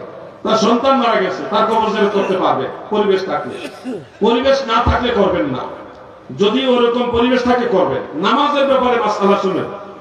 কবরস্থানে সরাসরি কবরের উপরে নামাজ পড়া নিষেধ। কবরের উপরে ওয়ালা তুসাল্লু আলাল কবর, আবার ওয়ালা তুসাল্লু ইলাল কবর, দুইভাবে হাদিস আছে। কবরের উপরে নামাজ পড়া নিষেধ, কবরকে সরাসরি সামনে রেখে নামাজ পড়া নিষেধ। তবে কবর এবং নামাজের মাঝে যদি ওয়াল থাকে, বড় ওয়াল থাকে, তখন এখানে নামাজ পড়লে কোনো অসুবিধা হবে না। মসজিদে নববী শরীফ, মদিনা শরীফে দেখবেন আপনারা, কাবা ঘরেও দেখবেন। মদিনা শরীফে সরাসরি আল্লাহ রাসূলের রওজা মুবারকের পিছনে, রওজা মুবারক সামনে আছে, কিন্তু ওয়াল দিয়ে পৃথক করা। এর পিছনে অনেক মুসল্লি রওজা মুবারক সামনে কাবাকে কিবলা বানিয়ে নামাজ পড়তেছে। ওয়াল আছে বিধায় কোনো অসুবিধা হবে না। আপনারা জানেন, আপনারা বেশি বলে ওয়াজ বাইরে যে বলবো না, শুধু একটুকু বলবো। না না, সব বলার দরকার নাই, কিছু কথা দরকার নেই। যেটা বলতে চাই বললাম না, এটা হলো কাবা ঘরের ভিতরে, এই কাবা ঘরের আশেপাশে মাতাব যেটা, যেখানে হাজী সাহেবরা তাওয়াফ করে, ওখানে বহুত মাজার আছে। কিন্তু আপনারা তো জানেন না, এই ওয়াজ করতে গেলে তো সময় দরকার না। আমরা একটা ওয়াজ ধরলিব, সময় তো লাগবে। এই জন্য আপনাদের বলছি, মহিলারা নামাজ পড়তে পারবে যদি ওয়াল থাকে, সরাসরি মাজারকে সামনে রেখে না। এখানে কি ওয়াল আসেনি দাদু? হ্যাঁ, তাহলে কোনো অসুবিধা নেই, নামাজ পড়তে পারবে। তাহলে শাহজালাল রহমতুল্লাহ দরবারে বহু মহিলা নামাজ পড়তেছে। নামাজের জন্য আলাদা ঘর করা হয়েছে। সাবেক প্রধানমন্ত্রী, প্রাক্তন যত প্রধানমন্ত্রী সবাই মহিলা যারা, তারা সবাই ওখানে গিয়ে নামাজ পড়ে, দোয়া চায়। হ্যাঁ, আর এটা সেপারেট, যেহেতু আমি নিজে দেখছি, জিয়ারত করছি, তো এখানে অবশ্যই মহিলাদের সুন্দর ব্যবস্থা করা আছে। এখানে ইসলামী শরীয়তের দৃষ্টিতে কোনো দোষ না। আরে ভাই, বাজারে কত মহিলা যাইতেছে, মেলায়, আজকে মেলায় আমি গেছিলাম বলে মাধ্যমিক বিদ্যালয়, যে ওইখানে গেছিলাম, দাদুর ফোন দিয়ে আবার আইতো, এটা আসে, কত মহিলা মেলায় করতেছে, কারো মাথা ব্যথা নাই। মাথা ব্যথা হলে মাজারে কেন যাবে? আল্লাহ আমার ভাইদের বোঝার তো ঠিক না। আমি বাংলা খুতবা, ইয়েস, আমাদের দেশে অনেক ভাইরা এখন নতুন নতুন লম্বা লম্বা ফতোয়া দেয়। খুতবা হলো দুটি, আযানের আগে আবার বাংলা খুতবা দেওয়া হয় কেন? এটা বেদাত। কি বলা হয় কিনা ভাই? শুনুন, শুনুন, স্টাডি করুন। 30 জন সাহাবী থেকে হাদিস আছে, ওনারা জুমার খুতবা, যে মেইন দুই খুতবা, এর আগে যে আযান হয়, খুতবার আযান, এর আগে ওনারা আলোচনা করতেন, বিভিন্ন হাদিস বয়ান করতেন। কতজন সাহাবী? 30 জন। হযরত আব্দুল্লাহ ইবনে মাসউদ এর মধ্যে একজন, হযরত আবু হুরায়রা একজন। কোথায় আছে? আমি রেফারেন্স দিয়ে দেই। এক নম্বরে একটাই বলি, বেশি বলা তো, মুসান্নাফ ইবনে আবি শাইবা। 30 জনের উপরে সাহাবী, ওনারা খুতবার আযানের আগেও আলোচনা করতেন, হাদিস বয়ান করতেন। এমনি যখন আযান হইতো তখন ওনারা চুপ হয়ে যেতেন, এরপরে ইমাম সাহেব খুতবা বয়ান দিতেন। দুইটা। তার মানে খুতবার আগে যে আলোচনাটা হয় আমাদের দেশে, খুতবার আযানের আগে যে আলোচনা হয়, এটা বিদআত নয়, এটা সুন্নতে সাহাবা। এটা কি? সুন্নতে সাহাবা। পাইকারি ফতোয়া চলতেছে, বিদআত। এই জন্য বলছি, স্টাডি করো ভাই, একটু লেখাপড়া করো। এই ব্যাপারেও কিতাব আসতেছে না, খুতবা নিয়ে আলাদা কিতাব আসতেছে। যা কিছু দরকার আমি লিখে যাচ্ছি, শুধু ওয়াজ নির্ভরশীল না, আমি লিখে যাব যতদিন বেঁচে আছি ইনশাআল্লাহ। আমি আর সামনে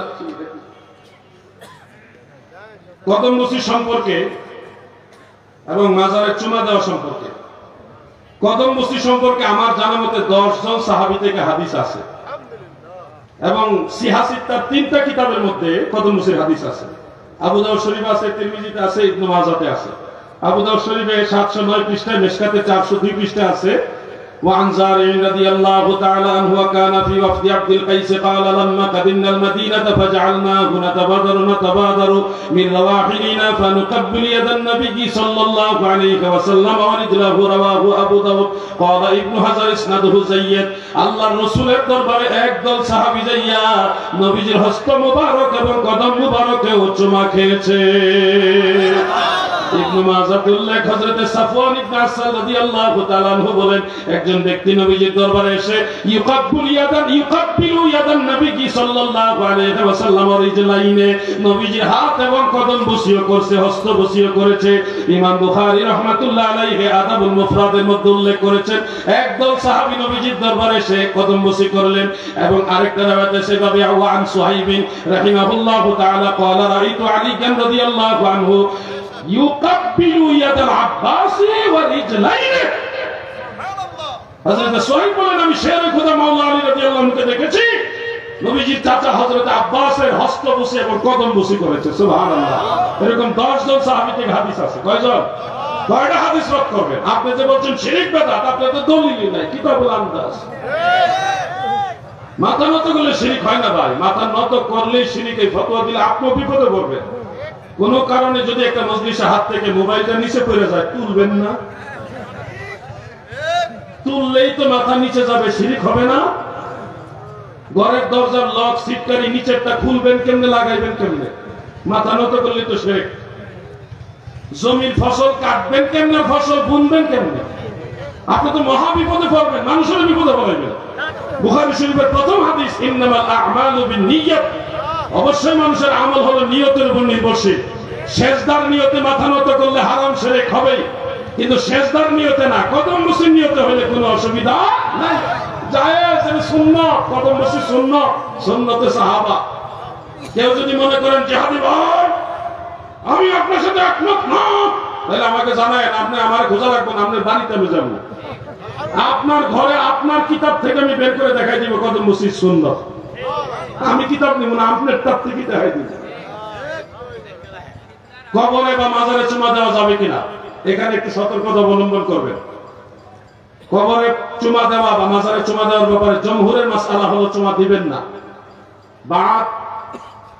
বা'দুল ফুকাহা তিনারা বলেছে চুমা দেওয়া যাবে, দুইটা মাসআলা আছে এখানে। ফতোয়া আলমগীরের মধ্যে আছে, কোন সন্তান যদি মায়ের কবরে চুমা খায় তাহলে লা বা'সা বিহি, কোনো অসুবিধা নেই, জায়েজ আছে।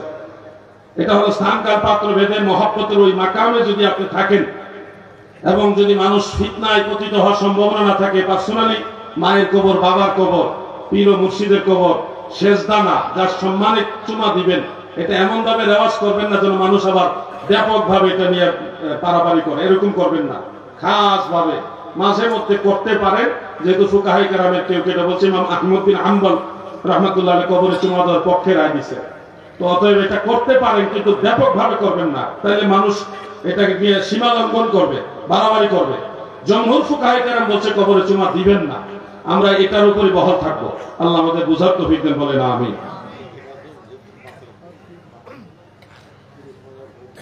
মহিলারা কি পুরুষদের মতো করে নামাজ আদায় করবে, এ ব্যাপারে আপনার মতামত জানতে চাই। মহিলাদের নামাজ আর পুরুষের নামাজের মধ্যে অনেকগুলি বেশকম আছে। এই বেশকমগুলি কোনো মাযহাব করে নাই, আল্লাহর নবী নিজে এবং সাহাবায়ে কেরাম করে গেছে। অতএব আপনাকে এই বইটা নারী পুরুষের নামাজের যে বেশকম কোন কোন হাদিস থেকে, এই বইটার মধ্যে আমি উল্লেখ করে দিচ্ছি। এটা কিন্তু দাদু যদিও ছোট বাচ্চারা দিতে পারবে, কিন্তু আবার অনেক বড় আলেমরা দিতে পারবে না। অনেকে জানে না তো মহিলাদের নামাজের বেশকমগুলি কেন হইল। আমরা তো হাত তুলি কানের লতি পর্যন্ত, মহিলারা জাস্ট বুক বরাবর ইশারা করবে, এতটুকু তোলার দরকার নাই। আমরা হাত বাঁধি নাভির নিচে, মহিলারা বুকের উপরে নয়, বুক বরাবর হাত বাঁধবে, কোরআনের আয়াত অনুযায়ী এটা প্রমাণিত। এরপরে আমরা রুকু করি, সেজদা করি, একেবারে বুক সিনার মাঝখানে গ্যাপ থাকে, হাত এইভাবে ফাঁক করে রাখি। হ্যাঁ, কোমর উঁচা করে রাখে, কিন্তু মহিলারা এভাবে সেজদা দিবে না। মহিলারা হাত, বুক, পিঠ সব মাটির সাথে জড়সড় হয়ে যাবে, কোমর নিচা করে দিবে, জড়সড় হবে। এটা সহিহ হাদিসে প্রমাণিত। নামাজের এই বেশকমগুলি কেন হলো? পুরুষের কোমর উঁচা থাকলে অসুবিধা নাই, কিন্তু আপনার স্ত্রীর কোমর উঁচা থাকলে দৃশ্যটা দৃষ্টিকটু। পুরুষের সিনা উপরের দিকে উঁচা থাকলে অসুবিধা নাই, কিন্তু আপনার স্ত্রী যদি সিনা পুরুষের মতো উঁচা করে রাখে, স্তন ঝুলে থাকবে, দৃশ্যটা দৃষ্টিকটু দেখা যাবে। পুরুষ এইভাবে হাত সেজদার সময় রাখলে অসুবিধা নাই, কিন্তু মা বা আপনার স্ত্রী এইভাবে হাত রাখলে স্তন দেখা যাবে বা দৃশ্যটা দৃষ্টিকটু হবে। কথাগুলি বোঝার চেষ্টা করবেন। পুরুষ এইভাবে হাত তুললে কোনো অসুবিধা নাই, কিন্তু মহিলাও যদি এইভাবে হাত তুলে তখন সিনাটা ভেসে উঠবে, লজ্জাস্থান প্রকাশিত হবে। ইসলাম কত সুন্দর ধর্ম দেখেন। নামাজের ভিতরে যেন মা বোনদের লজ্জাস্থান প্রকাশ না হয়, এই জন্য বিশেষ বিশেষ মাসআলাগুলি পুরুষের তুলনায় চেঞ্জ করে দেওয়া হয়েছে, যেন নামাজের ভিতরে মা বোনদের লজ্জাস্থান প্রকাশিত না হয়। আরো ঢাকনা পরে হাত নাভির নিচে বাঁধবেন না, মহিলারা বুক বরাবর বাঁধবে, বুকের উপরে না। পুরুষ লোক নাভির নিচে হাত বাঁধলে এটা বিনয় প্রকাশিত হয়। ওয়াকুমু লিল্লাহি কানিতিন, তোমরা আল্লাহর প্রতি বিনয়ের সাথে দাঁড়াও। এইভাবে দাঁড়াইলে বিনয় পুরুষের জন্য বোঝায়, কিন্তু একটা মেয়ে যদি এইভাবে দাঁড়ায় তখন তার স্তনটা ভেসে উঠবে, এই দৃশ্যটা দৃষ্টিকটু। এই জন্য কোরআনের এই আয়াত অনুযায়ী ফুকাহে কেরাম বলছে মহিলারা বুকের বরাবর হাত বাঁধবে, এতে করে তাদের লজ্জাস্থান আর প্রকাশিত হবে না, ঢাকনা পড়বে। নামাজে মহিলাদের অনেকগুলি পার্থক্য আছে, সবগুলি আমি এই বইয়ের মধ্যে দলিল সহকারে দিয়ে দিয়েছি। ওয়াজে তো আর একদিনে কয়টা বুঝাবো আপনাদের? বই শেষ হয়ে গেছে না? এটার উত্তর হয়ে গেছে। মহিলাদের হাত এবং মুখ খোলা রাখলে সঠিক পর্দা হবে কিনা, দয়া করে সম্পর্কে কিছু বলবেন। মহিলাদের মাথার চান্দি থেকে পায়ের তলা পর্যন্ত ঢেকে রাখা এটা ফরজ। হ্যাঁ, সুনান আবি দাউদের একটা হাদিস অনুযায়ী ইমাম আযম আবু হানিফা রাহমাতুল্লাহ আলাইহির একটা মাসআলা হলো, বিশেষ প্রয়োজনে মহিলারা মুখমণ্ডল, হাতের এই পাতা, এই কবজি পর্যন্ত এবং পায়ের পাতা খুলতে পারবে। প্রয়োজন সেরে ফেললে তখন এটা ঢেকে ফেলবে। এটা সব সময়ের জন্য জায়েজ না, বিশেষ প্রয়োজনে তাদের জন্য জায়েজ আছে। মুখমণ্ডল খুলতে পারবে, হাতের কবজি খুলতে পারবে, কিন্তু অন্য অঙ্গগুলি সব সময়ের জন্য ঢেকে রাখতে হবে। এটা দায়মি ফরজ। এটা 5 ওয়াক্ত নামাজের মতো ওয়াক্তিয়া ফরজ না, এটা দায়মি ফরজ, সব সময়ের জন্য ফরজ। এই হলো মাসআলা। পীরের কাছে কি কিছু চাওয়া যাবে? চাওয়ার ধরন এবং অবস্থান বুঝতে হবে, না বুঝে এটা মাসআলা দেওয়া যাবে না। যদি কেউ আল্লাহকে বাদ দিয়ে পীরকে দেওয়ার মালিক মনে করে কিছু চায়, তাহলে এটা যাবে না, এটা শিরক হবে। কিন্তু কেউ যদি আল্লাহকেই দেওয়ার মালিক মনে করে পীরকে ওসিলা হিসেবে সেখানে অন্বেষণ করে, তাহলে এটা অবশ্যই করা যাবে, জায়েজ আছে। নারায়ে তাকবীর, নারায়ে রিসালাত। আল্লামা ফারুকী সাহেবের আগমন, আল্লামা ফারুকী সাহেবের আগমন, আল্লামা আহমদ রেজা ফারুকী সাহেবের আগমন। নারায়ে তাকবীর, নারায়ে রিসালাত। আমি ভাই কি বলতেছিলেন? সবটা বলে বলেন, 1 মিনিট।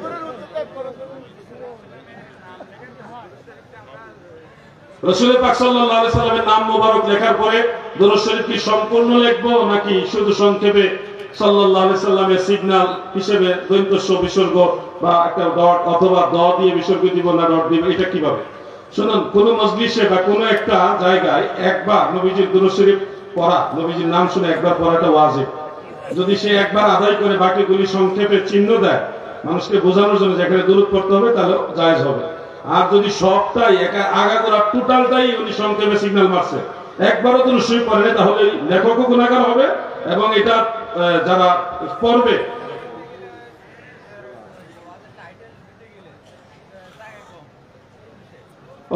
টাইটেল সব দরকার নাই, সাল্লাল্লাহু আলাইহি ওয়াসাল্লাম মশহুর দরুদ, এটাই লিখবেন, সবচেয়ে ছোট দরুদ, সাল্লাল্লাহু আলাইহি ওয়াসাল্লাম। বাস, আজকে আর সামনে না, আরো যদি আল্লাহ হায়াতে বাঁচায় রাখে। কোনটা? ফিতনার আশঙ্কা না থাকলে মসজিদের ছাদে তারাবি পড়তে পারবে কারা? মহিলারা। মহিলাদের তারাবি নামাজের মাসালাটা ভালোভাবে বুঝবেন। আমাদের মা বোনরা অনেকেই তারাবি নামাজ পড়ার জন্য উৎসাহিত হয়। একটা সময় মহিলারা তারাবি নামাজ পড়েছেন সাহাবীদের একটা সময়ে, কিন্তু হযরত উমর রাদিয়াল্লাহু আনহুর জামানায় তখন সব ধরনের ফরজ নামাজের জামাতে মহিলাদের যাওয়া পর্যন্ত সাহাবাই কারামের ইজমা মোতাবেক নিষিদ্ধ হয়ে গেছে, কিন্তু এর আগে পড়তেন বা অন্য হাদিসে আছে হযরত ওমর রাদিয়াল্লাহু আনহু নির্দেশ দিয়েছেন, কিন্তু ফাইনাল ডিসিশনটা হলো ফরজ হোক সুন্নাত হোক সকল প্রকার নামাজে মহিলাদের জামাতের উদ্দেশ্যে হাজির হওয়া, উপস্থিত হওয়াটা মাকরুহ। এটা সওয়াবের কাজ না, গুনার কাজ। সহিহ ইবনে খুজাইমার মধ্যে একটা riwayat উল্লেখ, একজন মহিলা নবীজির কাছে গিয়ে বললেন, ইয়া রাসূলুল্লাহ, আমার খুব মনে চায় আপনার সাথে আমি জামাতে নামাজ পড়ি। আল্লাহ রাসূল বললেন, আমি জানি, কিন্তু আমার সাথে নামাজ পড়ার চেয়ে আপনার ঘরের বারান্দায় নামাজ পড়া আরো উত্তম। আপনার ঘরের বারান্দায় নামাজ পড়ার চেয়ে আপনার ঘরের ভিতরে নামাজ পড়া আরো উত্তম। আপনার ঘরের ভিতরে নামাজ পড়ার চেয়েও আপনার একান্ত প্রকোষ্ঠ পার্সোনাল রুমে নামাজ পড়া আরো উত্তম। সুবহানাল্লাহ। সহিহ হাদিস আবু দাউদ শরীফের মধ্যে আছে, ওয়া বুয়ুতাহুন্না খায়রুল লাহুন্না। তো এইজন্য হানাফি মাযহাবের ফুকাহায়ে কেরাম কুদুরির মধ্যে, জাওহারাতুন নাইয়ারার মধ্যে, হেদায়ার মধ্যে, ফাতহুল কাদিরের মধ্যে, বাহরুল রায়কে, আলমগীরিতে, শামিতে সব কিতাবই লিখেছে যে মহিলাদের জামাতের উদ্দেশ্যে বের হওয়াটা, সকল প্রকার জামাতের উদ্দেশ্যে বের হওয়াটা মাকরুহ। ওনারা মনে করেন জামাতে নামাজ পড়লে মনে হয় বেশি সওয়াব, কিন্তু আসলে ওনারা জানেন না।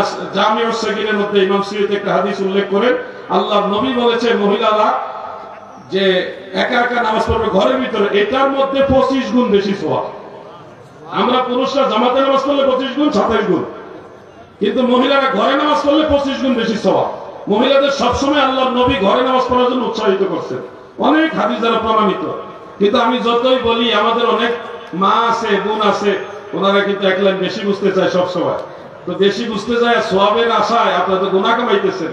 আপনাদেরকে আল্লাহ এবং আল্লাহ রাসূল যেটা করতে বলে না, যেমন জুমার নামাজ পড়তে মহিলারা যায় এখন, অথচ আল মুস্তাদরাক আলা সাহিহাইনে সুনান আবি দাউদের মধ্যে বিশুদ্ধ হাদিস, আল জুমআতু হাক্কুন ওয়াজিবুন আলা কুল্লি মুসলিম ইল্লা আরবা'a। সকল মুসলমানের জন্য জুমার নামাজ ওয়াজিব, মানে জরুরি, আবশ্যক, তবে 4 শ্রেণীর লোকের জন্য জুমা জরুরি না। এর মধ্যে 1 নম্বরে হলো ইমরাত, মহিলাদের জন্য জুমার নামাজ ওয়াজিবই না। তো মহিলাদের জন্য যেটা ওয়াজিবই না, আমাদের মা বোনদের সেটা নিয়ে মসজিদে নামাজ পড়ার জন্য যুদ্ধ শুরু করছে। আল্লাহ এবং আল্লাহ রাসূল আপনাদেরকে জুমার নামাজ জরুরি করেননি, আপনারা সেটা কেন জোর করে করতে যাবেন? এই ব্যাপারে আরো অনেক কথা আছে, আমি সংক্ষেপে উত্তরটা দিলাম। আপনারা হয়তো ভাববেন অমুক হাদিস অমুক হাদিস দিয়ে ফতোয়া হয় না, কারণ হাদিসের উপরে হাদিস আছে, হাদিসের উপরে হাদিস আছে, সহিহ হাদিস, হাসান হাদিস, নাসেখ হাদিস, মানসুখ হাদিস, সব হাদিস একসাথে বিশ্লেষণ করেই একটা ফতোয়া হয়। অমুক সাক্ষী অমুক প্রমাণ, এই সব সাক্ষী প্রমাণ এবং কি বলে তদন্ত সব করেই কিন্তু একজন ব্যারিস্টার, একজন জজ রায় দেয়। রায় কিন্তু এমনি এমনি হয় না, রায়ের পিছনে অনেক সাক্ষী আছে, প্রমাণ আছে এবং তদন্ত আছে, এরপরে রায় হয়। একটা ফতোয়া যখন হয় তখন এই ব্যাপারে যত হাদিস আছে সব একসাথে গবেষণা করে একটা ফতোয়া হয়। অতএব একটা হাদিস দিয়ে আপনি মাসালা সাবিত করে ফেলবেন তা কিন্তু হবে না, মুস্তাহিদের রায় লাগবে। আল্লাহ তাআলা আমাদের ভাইদের বুঝার তৌফিক দান করুন। কয় দিকে যাইতাম কোন ভাইয়া? সালাতুত তাসবিহ সহ যে কোনো নফল নামাজের জামাত হানাফি মাযহাবের জমহুর ফুকাহায়ে কেরাম বলছে এটা মাকরুহ, আবার কোন কোন ফকি বলছে পড়তে পারবে। আমরা জমহুরের ফতোয়ার উপর আমল করি। কোন নফল নামাজ জামাতে চলবে না, বেতের ভিতরের নামাজ তো ওয়াজিব, ওইটাই তো জামাতে পড়া জায়েজ না রমজান শরীফের বাইরে। শুধুমাত্র মাহে রমাদানের ভিতরে নামাজ জামাতে পড়া মুস্তাহাব, শুধুমাত্র মাহে রমাদানে, রমাদানের বাইরে ভিতরে নামাজ পড়তে জামাতে পড়া জায়েজ না। ওটা হলো কাবা ঘরে মহিলারা নামাজ পড়ে কেন? কাবা ঘরে মহিলারা কি শুধু নামাজের জন্য যায় না, হজের জন্য যায়?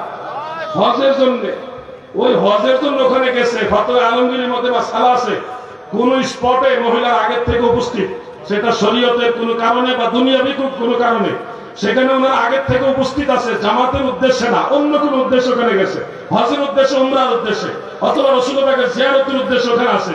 ওনার মূল উদ্দেশ্য হলো নবীজির জিয়ারত, নবীজির জিয়ারত কিংবা উমরা, কাবা ঘর তাওয়াফ, ওই উদ্দেশ্য ওখানে ইনস্ট্যান্ট উপস্থিত আছে বিধায় ওখানে জামাতে পড়ছে। এই অবস্থায় মহিলাদের জামাত নিষেধ না, কিন্তু ওনার উদ্দেশ্য তো জামাতে নামাজ পড়া না, ওনার উদ্দেশ্য হলো কাবা ঘর তাওয়াফ করা, উমরা করা, উমরা। মহিলারা মিলাদ পড়বে পর্দার আড়ালে, নিচু আওয়াজে পড়তে পারবে। হাজার হাজার প্রশ্ন, কি একটা পাইছে আমার কোন দিন বুঝি নাকি? আমার সামর্থ্য আছে একজনের ধরো টাকা দেওয়া, সেক্ষেত্রে আমরা কি করি? পাশে ধরো আমার ভাই ভাই একজনকে উমরা করে দেওয়ার তৌফিক আছে মা, এখন আপনার আব্বা যাবে কিভাবে, তাই তো? আম্মা আছে আর কেউ নাই।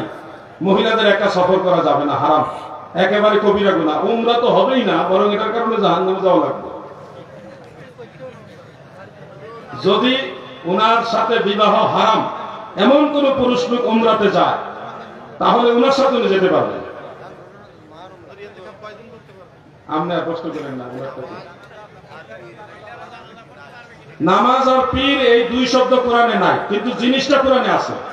নামাজ শব্দ কোরআনে নাই, কিন্তু নামাজের কথা কোরআনে আছে। আকিমুস সালাহ, কোরআনের ভাষায় সালাত আর ফার্সি ভাষায় নামাজ। বাঙালিরা নামাজ বুঝে, সালাত বুঝে কম। পীর শব্দটা ফার্সি, এটা কোরআনের ভাষায় বলা হয় মুর্শিদ বা ওলি। মুর্শিদ বা ওলি, কোরআনে মুর্শিদের কথা আছে। আমি ইউদলিল ফালান তাজিদা লাহু ওলিয়াম মুর্শিদা, কোরআনে মুর্শিদের কথা আছে, পীর শব্দ নাই, কারণ পীর ফার্সি আর কোরআনের ভাষায় মুর্শিদ। এটুকু রইল, বাকিটা আমার ভাই মাওলানা আল্লামা আহমদ রেজা ফারুকী সাহেব তিনি দিবেন। আজকের মতো এখানে বিদায়। আসসালামু আলাইকুম ওয়া রাহমাতুল্লাহ।